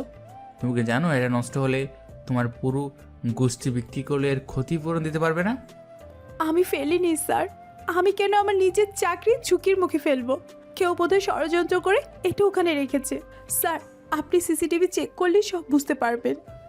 ষড়যন্ত্র? রিয়ার মতো একজন হাই প্রোফাইল অফিসার তোমার মতো সামান্য একটা পিয়নের সমতুল্য পিয়ের বিরুদ্ধে ষড়যন্ত্র করবে? তোমার যোগ্যতা কি যে তোমার বিরুদ্ধে কেউ লাগবে? তুমি একটা আপদ ছাড়া আর কিছুই না। আর সিসিটিভি চেক করার অর্ডার তুমি দেওয়ার কে? আমি কি তোমার চাকর? একদম ঠিক বলেছেন স্যার। ওর স্পর্ধা দিন দিন বেড়েই যাচ্ছে। ও শুধু অযোগ্যই না, ও চরম বেয়াদব। একে দিয়ে আসলে অফিসের কাজ হয় না স্যার। একে দিয়ে বাথরুম আর ফ্লোর পরিষ্কার করানো উচিত। ওটাই ওর আসল স্ট্যান্ডার্ড। আকাশ রিয়ার কথায় সায় দিয়ে একটা বিদ্রুপের হাসি হাসল। আসলে আকাশ জানতো রিয়া ফাইলটা সরিয়েছিল। সে সিসিটিভি ফুটেজে রিয়ার গতিবিধি আগেই খেয়াল করেছিল, কিন্তু সেই সত্যটা আড়াল করে রাখলো কেবল অহনাকে সবার সামনে চরমভাবে লজ্জিত করার জন্য। আকাশের জন্য অহনার এই অপমান এখন এক ধরনের পৈশাচিক আনন্দ। রিয়া যে আইডিয়াটা দিয়েছে সেটা আমার বেশ পছন্দ হয়েছে। অহনা বিশ্বাস, যেহেতু তুমি কাজে অবহেলা করেছো এবং মূল্যবান ফাইল ডাস্টবিনে ফেলেছো, তাই আজ থেকে আগামী এক সপ্তাহ তুমি এই ফ্লোরের কমন বাথরুমের সব আয়না আর বেসিন পরিষ্কার করবে। এটা তোমার অফিসের কাজের অতিরিক্ত পানিশমেন্ট। স্যার, আপনি কি বলছেন এটা? আমি পড়াশোনা করেছি, আমার একটা সম্মান আছে। আমি আপনার পিএ হিসেবে জয়েন করেছি, ক্লিনার হিসেবে নয়। সবার সামনে আমাকে এভাবে ছোট করবেন না প্লিজ। সম্মান? তোমার আবার সম্মান কিসের? যার নিজের কোনো স্ট্যাটাস নেই তার আবার সম্মান কিসের? কাজ করতে না পারলে গেট খোলা আছে। তুমি মনে রাখো 1 কোটি টাকার বন্ড সাইন করেছো তুমি। আর শোনো রিয়া, তুমি আজ থেকে ওর সব কাজে নজর রাখবে। ও বাথরুম ঠিকঠাক পরিষ্কার করছে কিনা সেটাও দেখবে। ও কোনো ভুল করলে সরাসরি আমাকে রিপোর্ট করবে। অবশ্যই স্যার, আমি খুব যত্ন নিয়ে ওর উপরে নজর রাখবো, আপনি একদম চিন্তা করবেন না। রিয়া বিজয়ের হাসি হাসল। আকাশ গটগট করে নিজের কেবিনে ঢুকে গেল। অহনা করিডোরে দাঁড়িয়ে ডুকরে কেঁদে উঠল। তার চারপাশের কলিগরা তাকে নিয়ে হাসাহাসি করছে, কেউ কেউ টিটকারি দিচ্ছে। রিয়া অহনার একদম কানের কাছে মুখ নিয়ে ফিস ফিস করে বিষ ঢালতে লাগলো। কি হলো আমি আকাশের ধারের কাছে ঘেঁষার ফল বুঝলে তো? আমি থাকতে এই অফিসে তোমার কোনো জায়গা নেই। এটা তো মাত্র শুরু। তোমাকে এই অফিস থেকে কুত্তার মতো না দাঁড়িয়ে আমি শান্তি পাবো না। মনে রেখো, আকাশ শুধু আমার। অহনা কোনো উত্তর দিল না, তার চোখের পানিতে বুক ভেসে যাচ্ছে। সে দেয়াল ধরে কোনো মতে নিজের ডেস্কে গিয়ে বসল। আকাশ কেন তাকে এত ঘৃণা করছে তা সে জানে, কিন্তু রিয়ার এই অহেতুক নোংরামি তাকে আরো বেশি ভেঙে দিচ্ছে। আকাশ সব জেনেও কেন আজ মিথ্যার পক্ষ নিচ্ছে? কেন সে এত নিষ্ঠুর হয়ে গেল?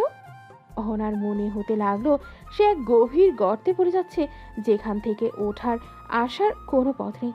অফিসের ভেতরটা আজ অন্য দিনের চেয়ে একটু বেশি চঞ্চল, কারণ আজ আকাশের সব থেকে কাছের বন্ধু নীল আসছে। ইউনিভার্সিটি লাইফ শেষ হওয়ার পরপরই নীল উচ্চশিক্ষার জন্য দেশের বাইরে চলে গিয়েছিল।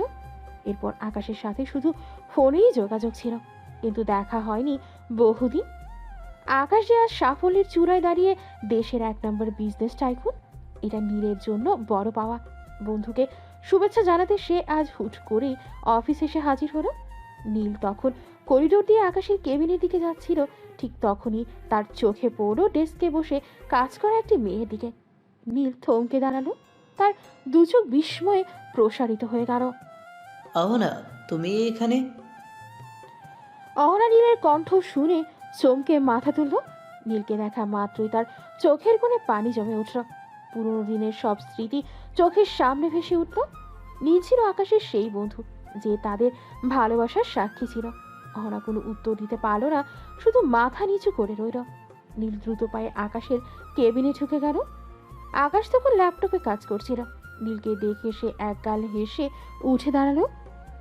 আরে দোস্ত, তুই কখন আসলে? বস বস। আকাশ, বাইরে ওটা কাকে দেখলাম? ওকে অহনা না? ও তোর অফিসে কি করছে?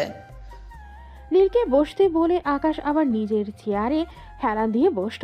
তার মুখে সেই চিরচেনা তাচ্ছিলের হাসি ফুটে উঠল। সে ইন্টারকমে টিপে অহনাকে ভেতরে আসতে বলল। কয়েক সেকেন্ডের মধ্যে অহনা ভেতরে আসলো। তার হাতে এক গাদা ফাইল স্তূপ। এই যে অহনা, একে তো চেনো নিশ্চয়ই, আমার বন্ধু নীল। নীল, তুই একে দেখে এত অবাক হচ্ছিস কেন? ও এখন আমার এই অফিসের একজন সাধারণ কেরানি। অহনা, যাও নীলের জন্য কফি নিয়ে আসো। আর শোনো, কফি যেন বেশি গরম না হয়, ওর আবার গরম কফি সহ্য হয় না। যাও কুইক। অহনা কোনো কথা না বলে মাথা নিচু করে বেরিয়ে গেল। নীলের সামনে আকাশ তাকে একজন নগণ্য কর্মচারীর মতো ট্রিট করছে দেখে অহনার বুকটা ফেটে যাচ্ছিল। অহনা বেরিয়ে যেতেই নীল আকাশের দিকে ঝুঁকে এলো। আকাশ, তুই কি পাগল হয়ে গেছিস? এই অহনার জন্য তুই একসময় পাগল ছিলি। ওর একটা হাসির জন্য তুই রাত দিন এক করে দিতিস, আর আজ সেই মেয়েটাকে তুই কেরানির কাজ করাচ্ছিস। নিস্তলার কর্মচারীর মতো ওর সাথে আচরণ করছিস। কিভাবে পারছিস তুই এটা? তুই তো বাইরে ছিলে নীল, তাই অনেক কিছু দেখিস নে। ও যখন আমাকে আমার দারিদ্র্যের জন্য অপমান করেছিল, তখন তুই কোথায় ছিলি?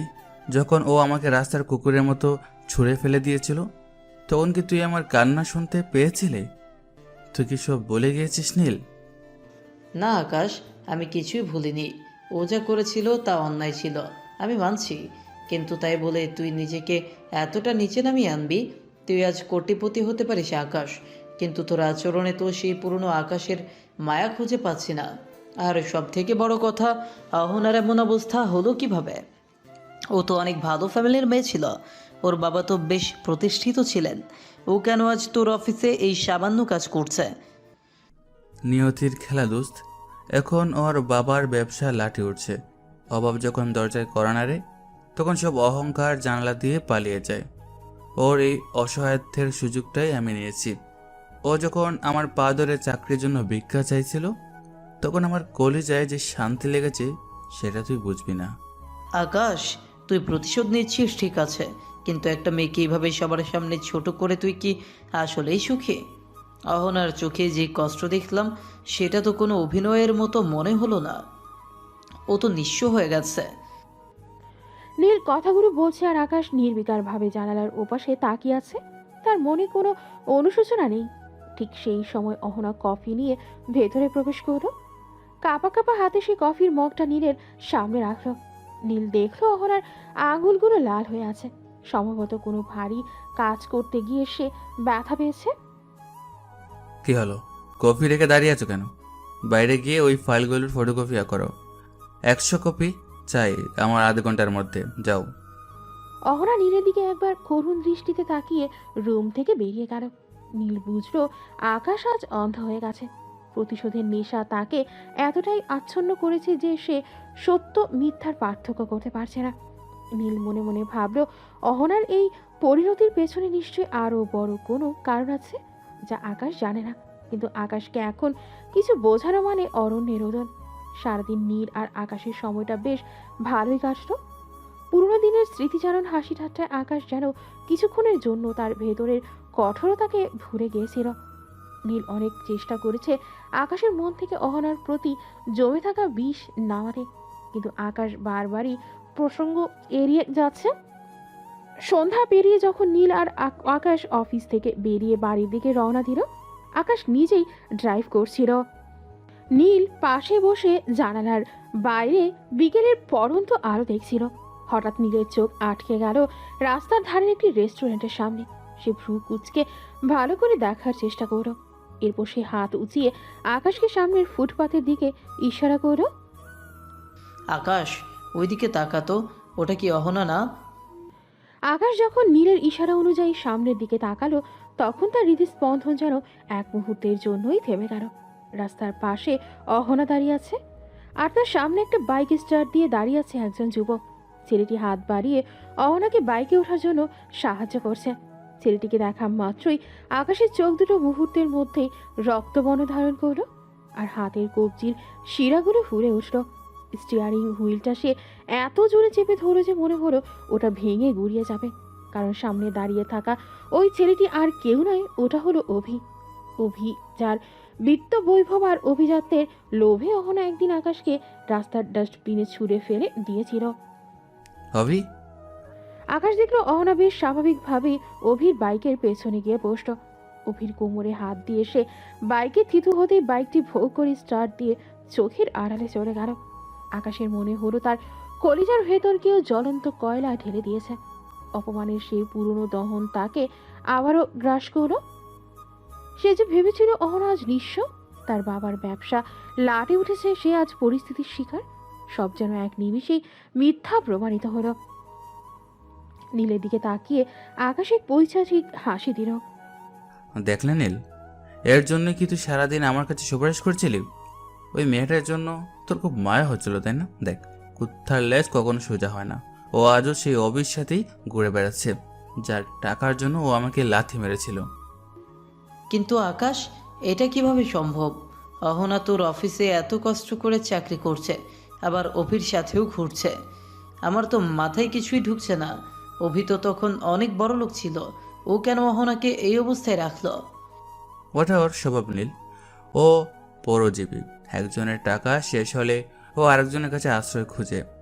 হয়তো অভির টাকাও শেষ, তাই এখন দুজনে মিলে নতুন কোনো ছক সাজাচ্ছে। আমি তো পাগল ছিলাম যে ওর চোখের পানি দেখে এক মুহূর্তের জন্য হলেও দুর্বল হয়েছিলাম, কিন্তু ও দেখালো যে ও বদলায়নি। আকাশ, তুই রেগে আছিস ঠিকই, কিন্তু হুট করে কোনো সিদ্ধান্তে আসিস না। হয়তো এর পেছনে অন্য কোনো গল্প আছে। অভি আর অহনা একসাথে থাকার মানেই তো এই নয় যে... চুপ কর নীল, আর একটা শব্দ ওর সমর্থন বলবি না। ও আমার অফিসের চাকরি নিয়ে ঢুকেছে আমার উপর নজর রাখতে, নাকি অফিসের সাথে মিলে কোনো বড় ডাকাতি করতে, সেটা আমি বের করবই। তবে এবার আর কোনো মায়া নয়। ও আমার সাথে যে খেলাটা খেললো তার শেষটা আমি করব।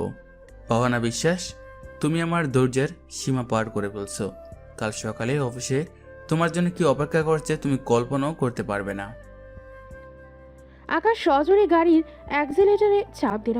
টায়ারের ঘর্ষণে পিচ ঢালা রাস্তায় একটা বিকট শব্দ হলো। নীল আর কিছু বলার সাহস পেল না। সে আকাশের এই রুদ্রমূর্তি দেখে শিউরে উঠল। সে বুঝল এবার আকাশ আর শুধু অপমান করবে না, সে ধ্বংস করে দিতে চাইবে অহনাকে। কিন্তু নীল মনে মনে ভাবলো, অহনা যদি অভির সাথেই থাকবে তবে বাথরুম পরিষ্কার করার মতো অপমান কেন সহ্য করছে? এই রহস্যের জট কি আদৌ খুলবে, নাকি অভিমানে আর ঘৃণায় সব ছাড়খাড় হয়ে যাবে? রাগের মাথায় আকাশ গাড়ির গতি বাড়িয়ে দিল এবং কয়েক সেকেন্ডের মধ্যেই অভির বাইকটিকে ওভারটেক করে সামনে গিয়ে আড়াআড়িভাবে ব্রেক কষল। টায়ারের বিকট শব্দে রাস্তা কেঁপে উঠল। অভি বাধ্য হয়ে বাইকে থামালো। অহনা ভয় পেয়ে অভির শার্ট খামচে ধরল। আকাশ গাড়ি থেকে নেমে দরাম করে দরজাটা বন্ধ করলো। তার হাঁটার ভঙ্গিতে বোঝা যাচ্ছিল সে এখন এক জ্বলন্ত আগ্নেয়গিরি। নীল গাড়ি থেকে নেমে আসলো। সে আকাশকে শান্ত করার চেষ্টা করছিল, কিন্তু আকাশ তাকে ধমক দিয়ে সরিয়ে দিল। বাহ, কি চমৎকার দৃশ্য। অবশ্যই এক একটা দিন কাটাও ভিখারির মতো কেঁদে কেঁদে, আর সন্ধ্যা হলেই রাজকুমারীর মতো পুরনো নগরকে নিয়ে ডেঙ্গিয়ে বের হও। তোমার লজ্জা বলতে কিছু নেই অহনা? অহনা বাইক থেকে নেমে দাঁড়ালো। তার মুখটা ফ্যাকাশে হয়ে গেছে, কিন্তু আকাশের এমন তাচ্ছিল্যে ভরা কথা শুনে তার চোখের মনি শক্ত হয়ে উঠল। অভি কিছু বলতে যাচ্ছিল, কিন্তু অহনা তাকে হাত দিয়ে থামিয়ে দিল। আকাশ অভির দিকে তাকিয়ে এক কদর্য হাসি দিল। কি রে অভি, তোর সেই পুরনো শোক কি এখন মেটেনি? এই মেকি মেয়েটার পেছনে এখনো সময় নষ্ট করছিস? ও তো এখন আমার অফিসের ক্লিনার, জানিস তো।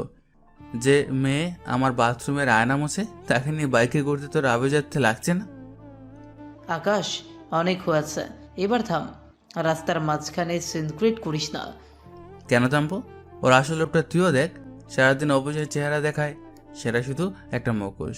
আসলে আজও সেই স্বার্থপর আর নিশ্চয়ই রয়ে গেছে। অহনা এতক্ষণ চুপ করে সব শুনছিল, কিন্তু এবার সে রুখে দাঁড়ালো। আকাশের দিকে কয়েক পা এগিয়ে গিয়ে সে সরাসরি আকাশের চোখের দিকে তাকিয়ে কথা বলতে শুরু করলো।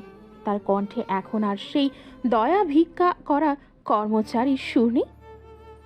মিস্টার আকাশ, আপনি আমার বস হতে পারেন, কিন্তু সেটা শুধুমাত্র ওই অফিসের 4 দেয়ালের ভিতর। অফিসের বাইরে আপনি একজন সাধারণ মানুষ, আর আমিও একজন স্বাধীন নাগরিক। এখানে আপনি আমার বস নন। কি বললে? তোমার সাহস তো কম না? আপনি আমার সাথে যা ইচ্ছা তাই আচরণ করতে পারেন না এখানে। রাস্তাঘাটে আমাকে ছোট করার বা আমার ব্যক্তিগত জীবন নিয়ে কথা বলার কোনো অধিকার আপনার নেই। এখানে আমি আপনার কোনো কথা মানতে বাধ্য নই। আপনি আমাকে বেতন দেন বলে আমাকে কিনে নেননি। অহনার এমন কড়া জবাব শুনে আকাশ এক মুহূর্তের জন্য স্তব্ধ হয়ে গেল। যে মেয়েটা সারাদিন অফিসে মার খাওয়া কুকুরের মতো কুঁকড়ে থাকতো, সেই মেয়েটাই আজ জনসম্মুখে তার মুখে মুখে তর্ক করছে। আকাশের অহংকার যেন কেউ সজোরে চর মারো। সে হিংস্র চোখে অহনার দিকে তাকালো। বাহ, খুব তো তেজ দেখছি। অবশ্যই যখন চর্তা পর আর গালাগাল খাও, তখন তো সে তেজ থাকে না। তখন তো টাকার জন্য আমার পায়ে পড়ে দেখো। আর এখন এই বেকার চুকরাকে পাশে পেয়ে ডানা গছিয়েছে। আপনি যা ভাবার ভাবুন। অভি আমার কে হয় সেটা আপনাকে কৈফিয়ত দেওয়ার প্রয়োজন আমি মনে করি না। অভি, চলো এখান থেকে। এখানে দাঁড়িয়ে অসভ্য মানুষের কথা শোনার মতো সময় আমাদের নেই। অহনা গিয়ে অভির বাইকের পেছনে বসলো। আকাশ রাগে কাঁপছে, সে চিৎকার করে বলল, পালিয়ে যাচ্ছ? যাও, কিন্তু অহনা বিশ্বাস, তুমিও তো ভুলে যাচ্ছ তোমার এই ব্যবহারের জন্য আগামীকাল অবশ্যই তোমার সাথে কি অপেক্ষা করছে। তুমি কালকের সূর্যোদয় দেখতে পাচ্ছ দেখি, কিন্তু কালকের দিনটা তোমার জীবনের সব থেকে বড় দুঃস্বপ্ন হয়ে আসবে। মনে রেখো, তোমার 1 কোটি টাকার বন্ড আমার হাতে। অহনা কোনো উত্তর দিল না। অভি বাইকে স্টার্ট দিয়ে বেরিয়ে গেল। আকাশ মাঝ রাস্তায় দাঁড়িয়ে নিজের মুঠো পাকালো। নীল আকাশের কাঁধে হাত রাখলো। আকাশ, তুই কাজটা ঠিক করলি না। মেয়েটা কেন রুখে দাঁড়ালো একবারও কি ভেবে দেখেছিস? ওর পিঠ হয়তো দেয়ালে ঠেকে গেছে। দেয়ালে ঠেকেছে না, আকাশ ছুঁয়েছে, সেটা কাল বুঝে যাবে নীল। কালও বুঝবে আকাশের সাথে বেয়াদবি করার শাস্তি কি। ওকে আমি আজরাইলের মতো তাড়া করব। অভি আর অহনা চলে যাওয়ার পর রাস্তাটা একদম চুপ হয়ে গেল। নীল অনেকক্ষণ ধরে ওই অন্ধকারের দিকে তাকিয়ে থাকলো যেদিকে বাইকটা চলে গেছে। তার মাথায় কিছুই ঢুকছে না। সে অবাক হয়ে গেল অহনা আর আকাশের এই মারমুখী অবস্থা দেখে। যতদিন আগে দেশে ছিল ততদিন সে দেখেছে এই দুজন একে অপরকে ছাড়া কিছুই বুঝতো না। তাদের মধ্যে এতটাই গভীর প্রেম ছিল যে নীল ভেবেছিল এদের বিয়ে হওয়া শুধু সময়ের ব্যাপার, অথচ আজ তারা একে অপরের জানের শত্রু। নীল আকাশের মুখ থেকে আগে শুনেছিল যে তাদের ব্রেকআপ হয়েছে, কিন্তু শত্রুতাতে যে এই পর্যায়ে পৌঁছেছে সেটা সে জানত না। নীল একটা দীর্ঘশ্বাস ফেলে গাড়িতে গিয়ে বসল। আকাশ তখনও ড্রাইভিং সিটে শক্ত হয়ে বসে আছে। সে ঘন ঘন নিঃশ্বাস ফেলছে। তার রাগ তখনও কমেনি। আকাশ শান্ত হ দোস্ত, এভাবে মাথা গরম করিস না। শান্ত কিভাবে হব? তুই কি দেখলি না ও কিভাবে আমার মুখের উপর কথা বলে গেল? ওই অবির সাথে বাইকে উঠে ও যেন আকাশ পেয়ে গেছে। ওসব বাদ দে, আগে আমাকে খুলে বলতো তোদের মাঝে আসলে কি হয়েছিল। আমি থাকতে তো তোরা একে অপরের জন্য জান দিতে পারতিস। মাঝখানের এই কয়েক বছরে কি এমন হলো যে তোরা এখন মুখ দেখা দেখি পর্যন্ত বন্ধ করে দিয়েছিস? নীল আকাশকে সরাসরি প্রশ্নটা করে বসল। আকাশ নীলের দিকে একবার রাগী চোখে তাকালো, তারপর ধীরে ধীরে চোখ বন্ধ করে সিটে মাথা হেলান দিয়ে দিল। সে কয়েকবার লম্বা শ্বাস নিয়ে নিজেকে একটু সামনে নিল। গাড়ির ভেতর থেকে তখন এক দম বন্ধ করা নীরবতা। কিছুক্ষণ পর আকাশ খুব নিচু আর ভারী গলায় কথা বলতে শুরু করল। আমি ওকে অনেক ভালোবাসতাম নীল, এতটাই ভালোবাসতাম যে আমার নিজের কোনো অস্তিত্ব ছিল না। কিন্তু একসময় হঠাৎ করে ওর মধ্যে একটা পরিবর্তন দেখা দিল। ও নিজেকে সবসময় অন্যদের চেয়ে আলাদা আর বড় মনে করতে শুরু করলো। তার কারণ ছিল ও ছিল কোটিপতির বাবার একমাত্র মেয়ে, আর আমি ছিলাম একদম সাধারণ ঘরের ছেলে। আমাদের মধ্যে যে আকাশ পাতাল তফাৎ সেটাও আগে বুঝতে দেয়নি। কিন্তু যখন ওর সামনে আরো বড় বড় লোকের প্রস্তাব আসতে শুরু করলো, তখন ওর আসল রূপ বেরিয়ে এলো। কিন্তু ও তো জানতো তুই চেষ্টা করছিস বড় হওয়ার। ও কি তোকে একটু সময় দিতে চেয়েছিল না? সময়? ও আমাকে সময় দিত না নীল, বরং দয়া করতো। মাঝে মধ্যে ও আমার সাথে এমনভাবে কথা বলতে যেন আমি ওর কেনা গোলাম। আমি ভাবতাম ও হয়তো মন খারাপের কারণে এমন করাচ্ছে, কিন্তু দিন দিন ওর ব্যবহারের একটা অবজ্ঞা ফুটে উঠতে লাগলো। ও ওর বড়লোক বন্ধুদের কাছে আমাকে পরিচয় করে দিতে লজ্জা পেত, কারণ আমার গায়ে দামি জামা কাপড় থাকতো না। আমি বাসে যাতায়াত করতাম, ও সবসময় আমাকে বুঝিয়ে দিত যে আমি ওর যোগ্য না। তুই প্রতিবাদ করিসনি? করেছিলাম, কিন্তু প্রতিবাদ করে লাভ হয়নি। ও আমাকে বলেছিল শুধু ভালোবাসা দিয়ে জীবন চলে না আকাশ, রাজকীয় জীবন কাটাতে হলে টাকা লাগে, স্ট্যাটাস লাগে। আর তোর মতো একটা সাধারণ ছেলের পিছনে সময় নষ্ট করা মানে আমার জীবনটাই নষ্ট করা। ওই যে ছেলেটাকে দেখলি না, অভি, ওর বাবা ছিল তখন বিশাল বড় লোক। ওখানে আমাকে মুখের উপর বলেছিল যে অভির পাশে ওকে বেশি মানায়, কারণ ওদের স্ট্যাটাস এক। আকাশ যখন কথাগুলো বলছিল তখন তার গলার স্বর ধরে আসছিল। পুরনো অপমানের স্মৃতিগুলো তাকে আজও কুড়ে কুড়ে খাচ্ছে। নীল স্তব্ধ হয়ে আকাশের কথাগুলো শুনছে। তার বিশ্বাস করতে কষ্ট হচ্ছে যে অহনা এতটা বলতে গিয়েছিল। তারপর কি হলো? তারপর সে বৃষ্টির রাত, সেদিন আমি ওর কলেজের সামনে ওর পায়ে ধরেছিলাম, কেঁদে কেঁদে বলেছিলাম আমাকে ছেড়ে যেও না অহনা, আমি একদিন অনেক বড় হয়ে দেখাবো। ও তখন অবির দামি গাড়িতে বসেছিল। ও আমার থেকে একবারও না তাকিয়ে ড্রাইভ করার নির্দেশ দিয়েছিল। গাড়ির চাকার কাদা আমার সারা গায়ে ছিটিয়ে দিয়েও চলে গিয়েছিল। সেদিন আমি বুঝেছিলাম এই পৃথিবীতে গরিবের ভালোবাসার কোনো দাম নেই।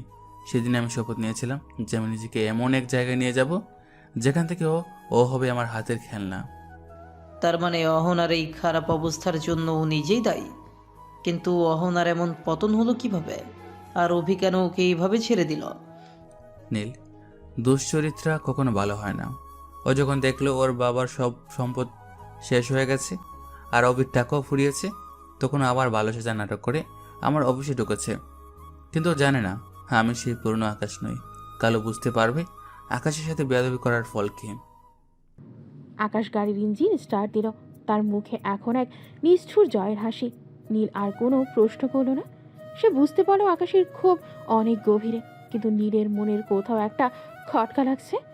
অহনা যদি সত্যিই টাকার স্ট্যাটাস খুঁজত, তবে সে আজ এই কষ্টের কাজ কেন করছে? রহস্যটা বোধহয় আরও গভীর। গত রাতের সেই ঘটনার পর আকাশের রাগ যেন কয়েক গুণ বেড়ে গেছে। পরদিন সকালে অফিস পা দিয়ে এই আকাশ যেন এক হিংস্র পশুর মতো আচরণ শুরু করলো। অহনার ডেস্কে আসা মাত্রই আকাশ তাকে নিজের কেবিনে ডেকে পাঠালো। অহনা ভেতরে ঢোকা মাত্রই আকাশ এক গাদা ফাইল তার মুখের ওপর ছুঁড়ে মারল। ফাইলের কোণ লেগে অহনার কপালটা একটু কেটে গেল, কিন্তু আকাশের চোখে কোনো দয়া দেখা গেল না। কালকে সে তেজ কোথায় গেল হন? কাল তো রাস্তায় দাঁড়িয়ে বড় বড় কথা বলছিলে, এখন কেন মাথা নিচু করে আছো? এই ফাইলগুলো এখনই অডিট করো। আর মনে রাখবে, এক পয়সার ভুল হলে তোমার কপালে আরও অনেক কষ্ট আছে।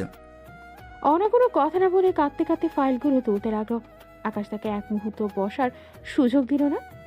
সে অহনাকে দিয়ে এমন সব নিচু কাজ করাতে লাগলো যা একজন সাধারণ কর্মচারীকে দিয়েও করানো হয় না। পুরো ফ্লোরের ডাস্টবিন পরিষ্কার করা থেকে শুরু করে টেবিল মোছা সবই তাকে দিয়ে করালো আকাশ। সবার সামনে আকাশ তাকে বারবার অযোগ্য, চরিত্রহীন আর ভিখারি বলে গালি দিতে লাগলো। অহনার জন্য এই অপমান সহ্য করা পাহাড় সম কষ্টের হয়ে দাঁড়িয়েছে। এমন সময় রিয়া কেবিনে ঢুকলো। রিয়ার পরনে আজ আরও ছোট পোশাক আর চড়া মেকআপ। সে এসে আকাশের খুব গা ঘেঁষে দাঁড়ালো। আকাশ জানতো অহনা তাদের দেখছে, তাই সে ইচ্ছাকৃত রিয়াকে প্রশ্রয় দিতে লাগলো। রিয়া একসময় আকাশের কাঁধে হাত রেখে প্রায় ঢলে পড়লো আকাশের ওপর। আকাশ সেটা দেখেও হাসলো এবং রিয়াকে আরও কাছে টেনে নিল। স্যার, এই মেয়েটাকে দিয়ে অফিসের কাজ হবে? এর যা চরিত্র, তাতে তো মনে হয় ও বাইরে অন্য কোনো ধান্দা করে। কাল রাতেও নাকি ওকে একটা ছেলের সাথে বাইকে ঘুরতে দেখা গেছে। ছি, এমন একটা মেয়ে আমাদের অফিসে থাকলে পরিবেশটা নষ্ট হয়ে যাবে। ঠিক বলেছ রিয়া, যার রক্তে বেইমানি আর অন্যের টাকায় উড়ান নেশা, তার কাছ থেকে ভালো কিছু আশা করার ভুল। অহনা, শুনলে তো? তোমার চরিত্র নিয়ে এখন সবাই কথা বলছেন। অবশ্য তোমার যা অতীত, তাতে এসব কথা ওঠাই স্বাভাবিক। অহনা আর নিজেকে ধরে রাখতে পারল না। অপমানের বিষে তার বুক ফেটে যাচ্ছিল। সে দুহাতে কান চেপে ধরে চিৎকার করে উঠল। থামুন, দয়া করে আর একটা শব্দও বলবেন না। আমি আর পারছি না।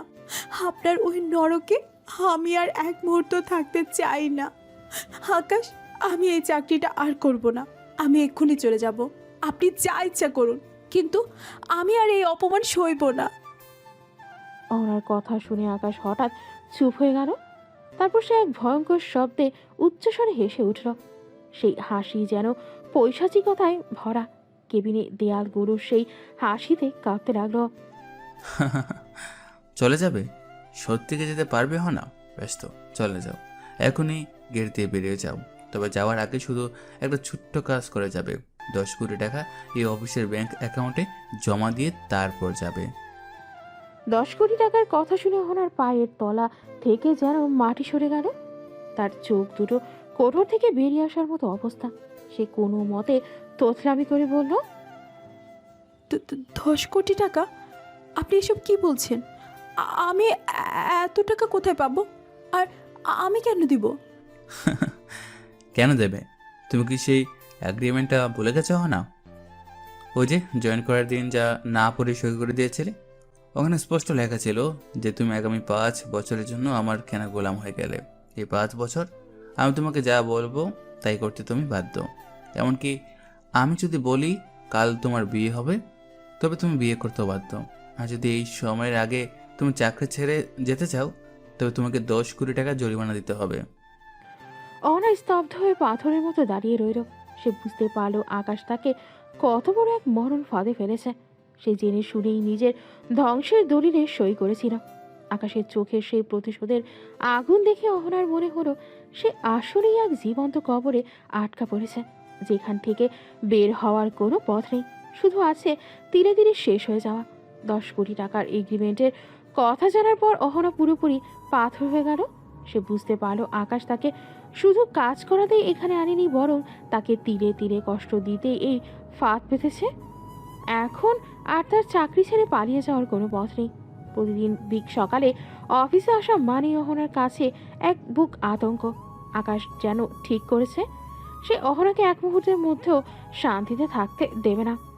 আকাশের ব্যবহারের ধরন এখন পুরোপুরি বদলে গেছে। সে সারাক্ষণ অহনাকে ছোট করার নতুন নতুন উপায় খোঁজে। অফিসের সব থেকে কঠিন আর ক্লান্তিকর কাজগুলো এখন অহনার প্রতিদিনের রুটিন হয়ে দাঁড়িয়েছে। আকাশ তাকে দিয়ে এমন সব কাজ করে যা একজন প্রফেশনাল অ্যাসিস্ট্যান্টের কাজ নয়। কখনো তাকে দিয়ে নিচে তলা থেকে ভারী পানির জার টেনে আনায়, কখনো অফিসের সব ফাইল একা গোছাতে বাধ্য করে, আকাশ তার ক্যাবিনে বসে আরাম করে কাজ করে, আর তার ডেস্কে কাজ করতে থাকা অহনার চোখের পানি দেখে মনে মনে এক ধরনের পৈশাচিক তৃপ্তি পায়। অহনা, এই ফাইলগুলো নিয়ে 15 তলায় যাও। কোনো লিফট ব্যবহার করবে না, সিঁড়ি দিয়ে হেঁটে যাবে আর 10 মিনিটের মধ্যে কাজ শেষ করে ফিরে আসবে। স্যার, 15 তলা সিঁড়ি দিয়ে ওঠা আমার পক্ষে খুব কষ্টকর। সকাল থেকে কাজ করতে করতে আমি খুব ক্লান্ত। তোমার ক্লান্তি দেখার সময় আমার নেই। আমার হুকুম পালন করো, নয়তো এই এগ্রিমেন্টের শর্ত পূরণ করো।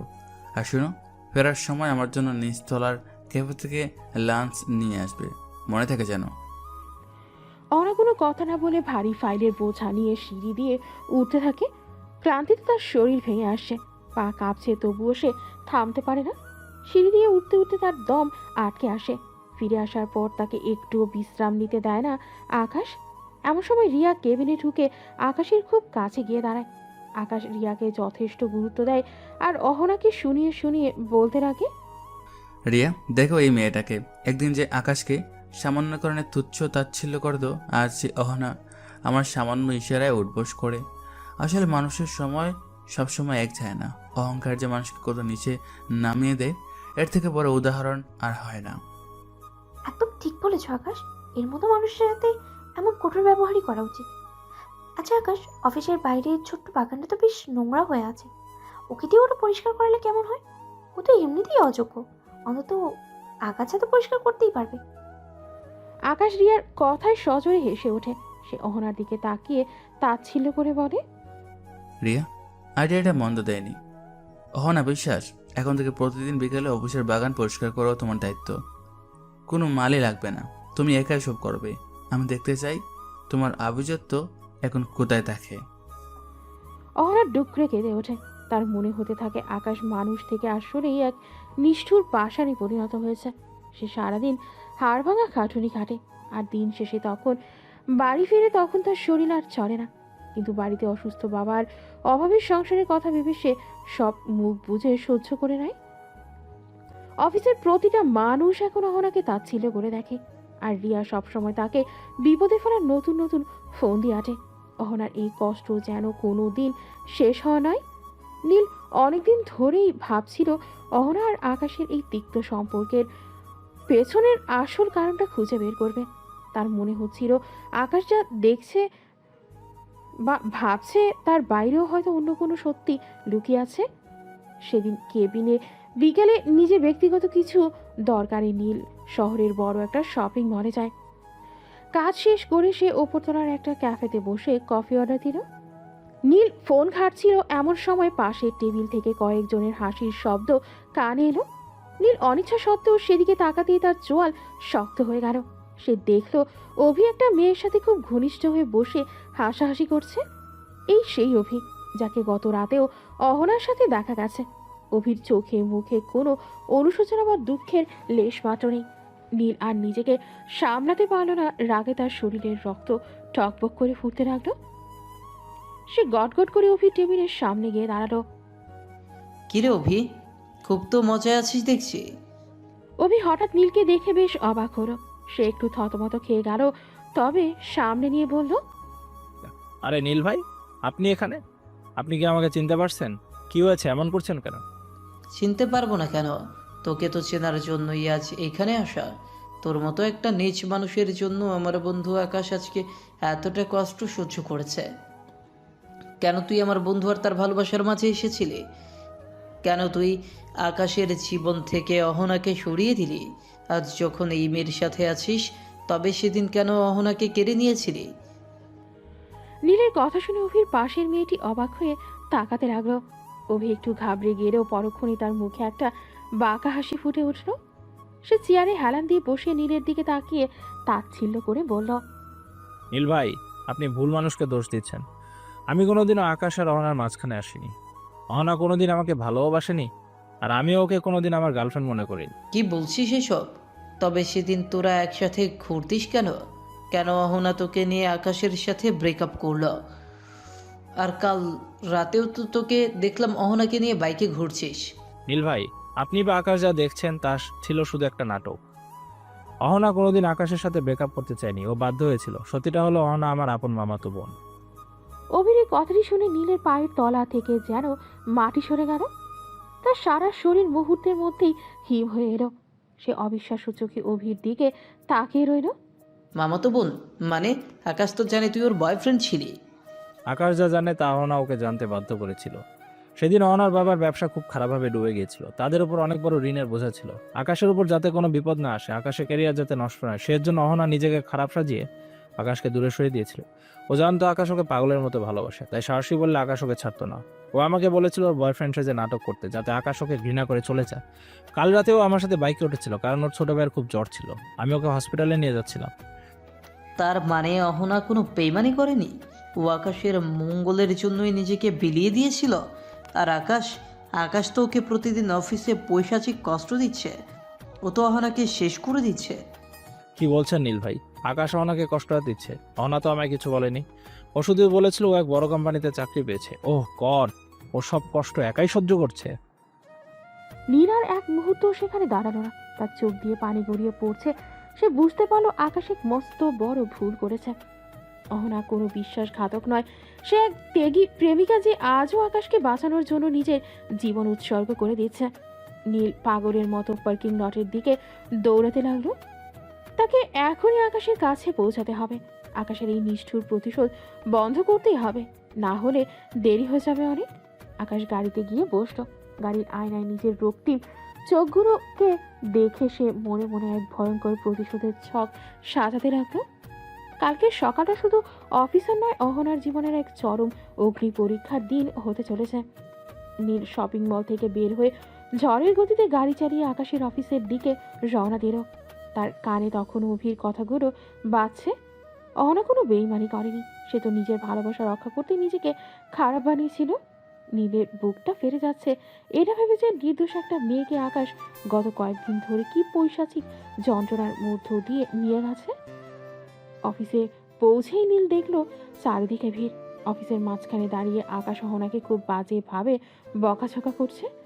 অহনার হাতে একটা ট্রে, সেখানে কয়েক কাপ কফি। আকাশের রাগী কণ্ঠ পুরো ফ্লোরে প্রতিধ্বনিত হচ্ছে। আমি কি তোমাকে বলেছিলাম কফিতে এত চিনি দিতে? তুমি কি ইচ্ছাকৃতভাবে আমার কাজটা নষ্ট করার শপথ নিয়েছো? তোমার মতো অযোগ্য মেয়েকে দিয়ে একটা ঠিকঠাক কফিও বানানো হয় না। ঠিক বলেছেন স্যার, ওর তো মন থাকে বাইরের আড্ডায়, কাজে তো আর মন নেই। অহনা মাথা নিচু করে কাঁপছে, তার চোখের পানি টপ টপ করে কফির মগের ভেতর পড়ছে। আকাশ যখন আবারও কিছু একটা বলতে যাবে ঠিক তখনই নীল ভিড় ঠেলে জ্বরের বেগে সামনে এলো। আকাশ কিছু বুঝে ওঠার আগে নীল সজোরে আকাশের গালে একটা চর বসিয়ে দিল। পুরো অফিস এক নিমেষেই নিস্তব্ধ হয়ে গেল। আকাশ নিজের গলা চেপে ধরে অবিশ্বাস্য চোখে নীলের দিকে তাকালো। তার শ্রেষ্ঠ বন্ধু তাকে সবার সামনে চর মারল। তুই কি পাগল হয়ে গেছিস? আমার গায়ে হাত তুললি এই সামান্য মেয়ের জন্য? হ্যাঁ তুলেছি, কারণ তুই একটা অন্ধ আর অমানুষ হয়ে গেছিস আকাশ। তুই নিজেকে অনেক বড় শক্তিশালী মনে করিস না, কিন্তু তুই আসলে একটা নির্বোধ। তুই জানিস তুই কার উপর অত্যাচার করছিস? আমি জানি, আমি এক বেইমান আর বৃদ্ধলোভী মেয়ের ওপর প্রতিশোধ নিচ্ছি। বেঈমান, পিত্তলোভী, তুই যার চরিত্র নিয়ে কথা বলছিস সে তোর জন্য নিজের জীবনটা শেষ করে দিয়েছে। অভি ওর বয়ফ্রেন্ড নয় রে পাগল, অভি ওর আপন মামাতো ভাই। আকাশের চোখ দুটো মুহূর্তের মধ্যে স্থির হয়ে গেল। সে তোতলামি করে বলল, মানে কি বলছিস এসব? এটা হতে পারে না। এটাই সত্যি। অহনো সেদিন তোকে ছেড়ে দিয়েছিল কারণ ওর বাবার ব্যবসা ডুবে গিয়েছিল, ওরা নিঃস্ব হয়ে গিয়েছিল। ও চায়নি ওর উপর আসা ওই ঋণের বোঝা তোর ঘাড়ে পড়ুক, ও চায়নি তোর উজ্জ্বল কেরিয়ার নষ্ট হোক। তাই ও নিজেকে খারাপ সাজিয়ে তোকে দূরে সরিয়ে দিয়েছিল, যাতে তুই ওকে ঘৃণা করে সামনে এগিয়ে যাস। ও আজ তোর পায়ের নিচে বসে অপমান সহ্য করছে শুধু তোর কাছে থাকার জন্য, তোকে ভালোবাসি বলে। আর তুই ওকে প্রতিদিন তিলে তিলে মেরে ফেলছিস। আকাশ থমকে দাঁড়িয়ে গেল। তার হাত পা অবশ হয়ে আসছে। সে বড় বড় কোনো চোখ করে অহনার দিকে তাকালো। অহনা তখন মেঝেতে বসে ফুপিয়ে ফুপিয়ে কাঁদছে। নীলার কথাগুলো শুনে অফিসের সবাইও অবাক হয়ে গেল। রিয়া কাঁচে হয়ে একপাশে সরে দাঁড়ালো। আকাশ, তুই তো শুধু ওর কান্না দেখেছিস, কিন্তু কান্নার পেছনের গল্পটা জানার চেষ্টা করিসনি। আজ যখন তুই কোটিপতি তখনও ও তোর কাছে টাকা চায়নি, বরং সব অপমান মুখ বুঝে সহ্য করেছে। বল এবার বেঈমান কে, ও না তুই? আকাশের চোখের সামনে সব পুরনো স্মৃতি ভেসে উঠল। বৃষ্টির রাতে অহনার সেই নির্দয় ব্যবহার, অবজ্ঞা সবই যে ছিল তাকে বাঁচানোর একটা নাটক। সেটা বুঝতে পেরে আকাশের পৃথিবীটা ওলটপালট হয়ে গেল। সে নিজের হাতের দিকে তাকালো, যে হাত দিয়ে সে অহনাকে আজকে অপমান করেছে। এক তীব্র অনুশোচনায় আকাশের কলিজা যেন ছিঁড়ে যাচ্ছে। সে কাঁপতে কাঁপতে অহনার দিকে পা বাড়ালো।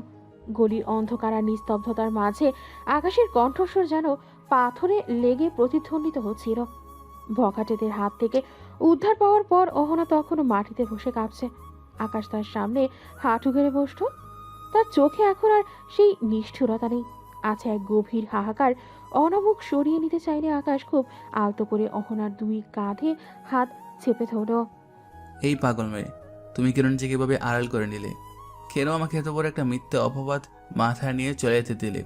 তুমি কি আকাশকে এতটাই ছোট ভেবেছিলে? না, তুমি কিভাবে ভেবে নিলে যে আকাশ ফার্মাসিউটিক্যালস একদিনে বা কয়েক বছর হঠাৎ করে তৈরি হয়েছে?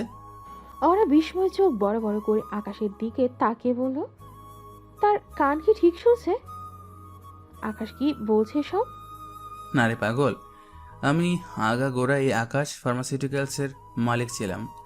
আমি যখন কলেজে তোমার সঙ্গে প্রেম শুরু করি তখনই আমি এই বিশাল সাম্রাজ্যের উত্তরাধিকারী। কিন্তু আমি চাইনি তুমি আমার টাকাকে ভালোবাসো। আমি দেখতে চেয়েছিলাম তুমি আদতেও এই আকাশকে ভালোবাসো কিনা, তুমি আমার সেই ছোট সাধারণ আর গরিব পরিবেশটা মেনে নাও কিনা। সেটাই ছিল আমার পরীক্ষা। অহনার নিঃশ্বাস যেন বন্ধ হয়ে আসছে। সে অস্ফুট স্বরে বলল, তুমি তুমি আগে থেকে? হ্যাঁ, আমি নিজেকে যথাসম্ভব আড়াল করে রেখেছিলাম তোমার সামনে। আমি এমনভাবে চলতাম, এমন সাধারণ কাপড় পরতাম যাতে মনে হয় আমি খুব তুচ্ছ আর ছোট পরিবারের সন্তান। আমি জেনে শুনে সাইকেল চালিয়ে তোমার সামনে যেতাম, সাধারণ হোটেলে খেতাম। আমি চেয়েছিলাম তোমার জন্য শুধু আকাশকে ভালোবাসো, আকাশের সম্পদকে নয়। আমি আকাশ চৌধুরী এই দেশের নামি দামি আকাশ গ্রুপ আর আকাশ ফার্মাসিউটিক্যালসের আসল মালিক ছিলাম আমি শুরু থেকেই। অহনার মাথার উপর দিয়ে যেন বিদ্যুৎ বয়ে গেল। সে যে আকাশকে বাঁচানোর জন্য নিজেকে কলঙ্কিত করেছিল, সেই আকাশ আসলে আগে থেকেই সবকিছুর অধিপতি ছিল। অহনার মনে হলো সে এক বিশাল গোলক ধাঁধায় হারিয়ে গেছে। কিন্তু না, তুমি তো আমাকে পরীক্ষা করার সুযোগই দিলে না। তার আগে তুমি নাটক করে নিজেকে বেঈমান সাজালে। কেন করলে এমনটা? কেন ভাবলে যে আকাশ তোমাকে সাহায্য করতে পারবে না? যদি সেদিন তুমি আমাকে সব সত্যি বলতে, তবে তোমার বাবার ব্যবসা আমি এক নিমিষেই টেনে তুলতে পারতাম। তোমার এই বছরের পর বছর চোখের জল আর আজকের এই কষ্ট কিছুই হতো না। আকাশের কথাগুলো শুনে অহনার ভেতরটা দুমড়ে বসে যাচ্ছে। সে যে পাহাড় সম ত্যাগ করো তা আসলে ছিল অর্থহীন। সে যাকে সাধারণ ভেবে আগলে রাখতে চেয়েছিল সে আসলে এক বিশাল সমুদ্র। অহনা আর নিজেকে সামলাতে পারল না। সে আকাশের বুকে আশ্রে পড়ে ডুকরে কেঁদে উঠল। আমি জানতাম না আকাশ, আমি সত্যিই জানতাম না। আমি শুধু চেয়েছিলাম তোমার কেরিয়ার যেন নষ্ট না হয়।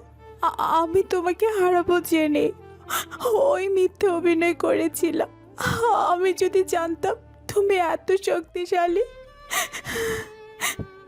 আকাশ পরম মমতায় অহনাকে নিজের বুকের সাথে মিশিয়ে নিল। তার নিজের চোখেও ছিল জল। সে বুঝতে পারছে তাদের দুজনের ইগো আর ভুল বোঝাবুঝি তাদের জীবনের অনেকটা সময় কেড়ে নিয়েছে। কিন্তু আজ সব সত্যি পরিষ্কার। আকাশ মনে মনে শপথ নিল যে হাত সে এতদিন অপমানের জন্য ব্যবহার করেছে, সেই হাত দিয়ে সে অহনাকে আগলে রাখবে সারা জীবন। রাতের স্তব্ধতা যেন সাক্ষী হয়ে রইল দুই হৃদয়ের পুনর্মিলনের। আকাশের বুকে মুখ লুকিয়ে অহনা যখন অঝরে কাঁদছিল, আকাশ তখন তার মাথায় হাত বুলিয়ে দিচ্ছিল। যে হাতগুলো গত কয়েকদিন ধরে অহনাকে ফাইল ছুঁড়ে মেরেছে বা অপমান করেছে, সেই হাতগুলোর আজ পরম মমতায় তাকে আগলে রাখেছে। আকাশ বুঝতে পারলো ভালোবাসার পরীক্ষায় অহনা ফেল করেনি, বরং সে নিজেকে বিলিয়ে দিয়ে আকাশকে জিতিয়ে দিয়েছিল। আকাশ আলতো করে অহনার মুখটা তুলে ধরল, তার চোখের জল মুছিয়ে দিয়ে খুব শান্ত গলায় কথা বলতে শুরু করো। অনেক হয়েছে না, আর এক ফুটো চোখের জলও আমি মাটিতে পড়তে দেবো না। তোমার এই 10 কোটি টাকার এগ্রিমেন্ট আমি ছিঁড়ে বাতাসে উড়িয়ে দিয়েছি। তুমি এখন থেকে আমার গোলাম নও, বরং এই আকাশ চৌধুরী আর তার পুরো সাম্রাজ্যের একমাত্র সম্রাজ্ঞী। আমি কিচ্ছু চাই না আকাশ, আমি শুধু চেয়েছিলাম তুমি আমাকে ভুল না বোঝো, আমি শুধু তোমার ভালোবাসা চেয়েছিলাম। পেয়েছো অহনা, তুমি তোমার আকাশকে আবার ফিরে পেয়েছো। তবে এবার আর কোনো ছদ্মবেশে নয়, কোনো লুকোচুরি নয়। আকাশ অহনাকে নিয়ে নিজের গাড়িতে গিয়ে বসল। গাড়ি সোজা গিয়ে থামলো আকাশের বিশাল রাজপ্রাসাদের মতো বাড়ির সামনে। নীল আগেই সেখানে পৌঁছে সব গুছিয়ে রেখেছিল। আকাশের মা ড্রয়িং রুমে বসেছিলেন। নীল তাকে সব সত্যিটা আগেই জানিয়ে দিয়েছিল। আকাশ যখন অহনার হাত ধরে ভেতরে ঢুকলো, আকাশের মা এগিয়ে এসে অহনাকে জড়িয়ে ধরেন। আমায় ক্ষমা করিস মা, তোকে না জেনে আমি অনেক ভুল বুঝেছিলাম। তুই আমার ছেলের জন্য যা করেছিস তা এই যুগে কেউ করে না। আজ থেকে এই বাড়ি তোর। পরদিন সকালে আকাশ আর অহনা একসাথে অফিসে ঢুকলো। তবে আজ অহনা আকাশের পেছনে নয়, বরং তার সাথে হাত ধরে হাঁটছে। অফিসের সবাই স্তব্ধ হয়ে তাকিয়ে আছে। রিয়া যখন সেখানে এগিয়ে এলো, আকাশ তাকে থামিয়ে দিল। রিয়া, তোমার আজকে এই অফিস থেকে ইস্তফা দেওয়া উচিত। তুমি অহনার সাথে যে ব্যবহার করেছো তার কোনো ক্ষমা নেই। তবে অহনার অনুরোধে আমি তোমাকে জেলে পাঠাচ্ছি না, শুধু চাকরি থেকে বরখাস্ত করছি। যাও এখান থেকে। রিয়া অপমানে মাথা নিচু করে সেখান থেকে চলে গেল। নীল একপাশে দাঁড়িয়ে মুচকি হাসছিল। তার দুই বন্ধুর মিলন দেখে সে আজ সব থেকে বেশি খুশি। আকাশ সবার সামনে ঘোষণা করল যে আগামী মাসে সে অহনাকে বিয়ে করেছে এবং অফিসের অর্ধেক মালিকানা অহনার নামে লিখে দিচ্ছে। অহনা জানালার ধারে দাঁড়িয়ে বাইরের বিশাল আকাশের দিকে তাকিয়েছিল। তার জীবনের মেঘ কেটে গেছে, এখন সেখানে শুধু সোনালি রোদ। আকাশ থেকে পেছন থেকে এসে অহনাকে জড়িয়ে ধরল। কি দেখছো? দেখছি আমার আকাশকে, যে অনেক দূর থেকেও সবসময় আমারই ছিল। দুই হৃদয়ে দীর্ঘদিনের ক্ষত আজ ভালোবাসার প্রলেপে সেরে উঠেছে। কষ্টের দিন শেষ হয়ে শুরু হলো এক নতুন অধ্যায়, এক নতুন গল্পের, যে গল্পে কোনো ঘৃণা নেই, আছে শুধু অন্তহীন বিশ্বাস আর ভালোবাসা। সমাপ্ত।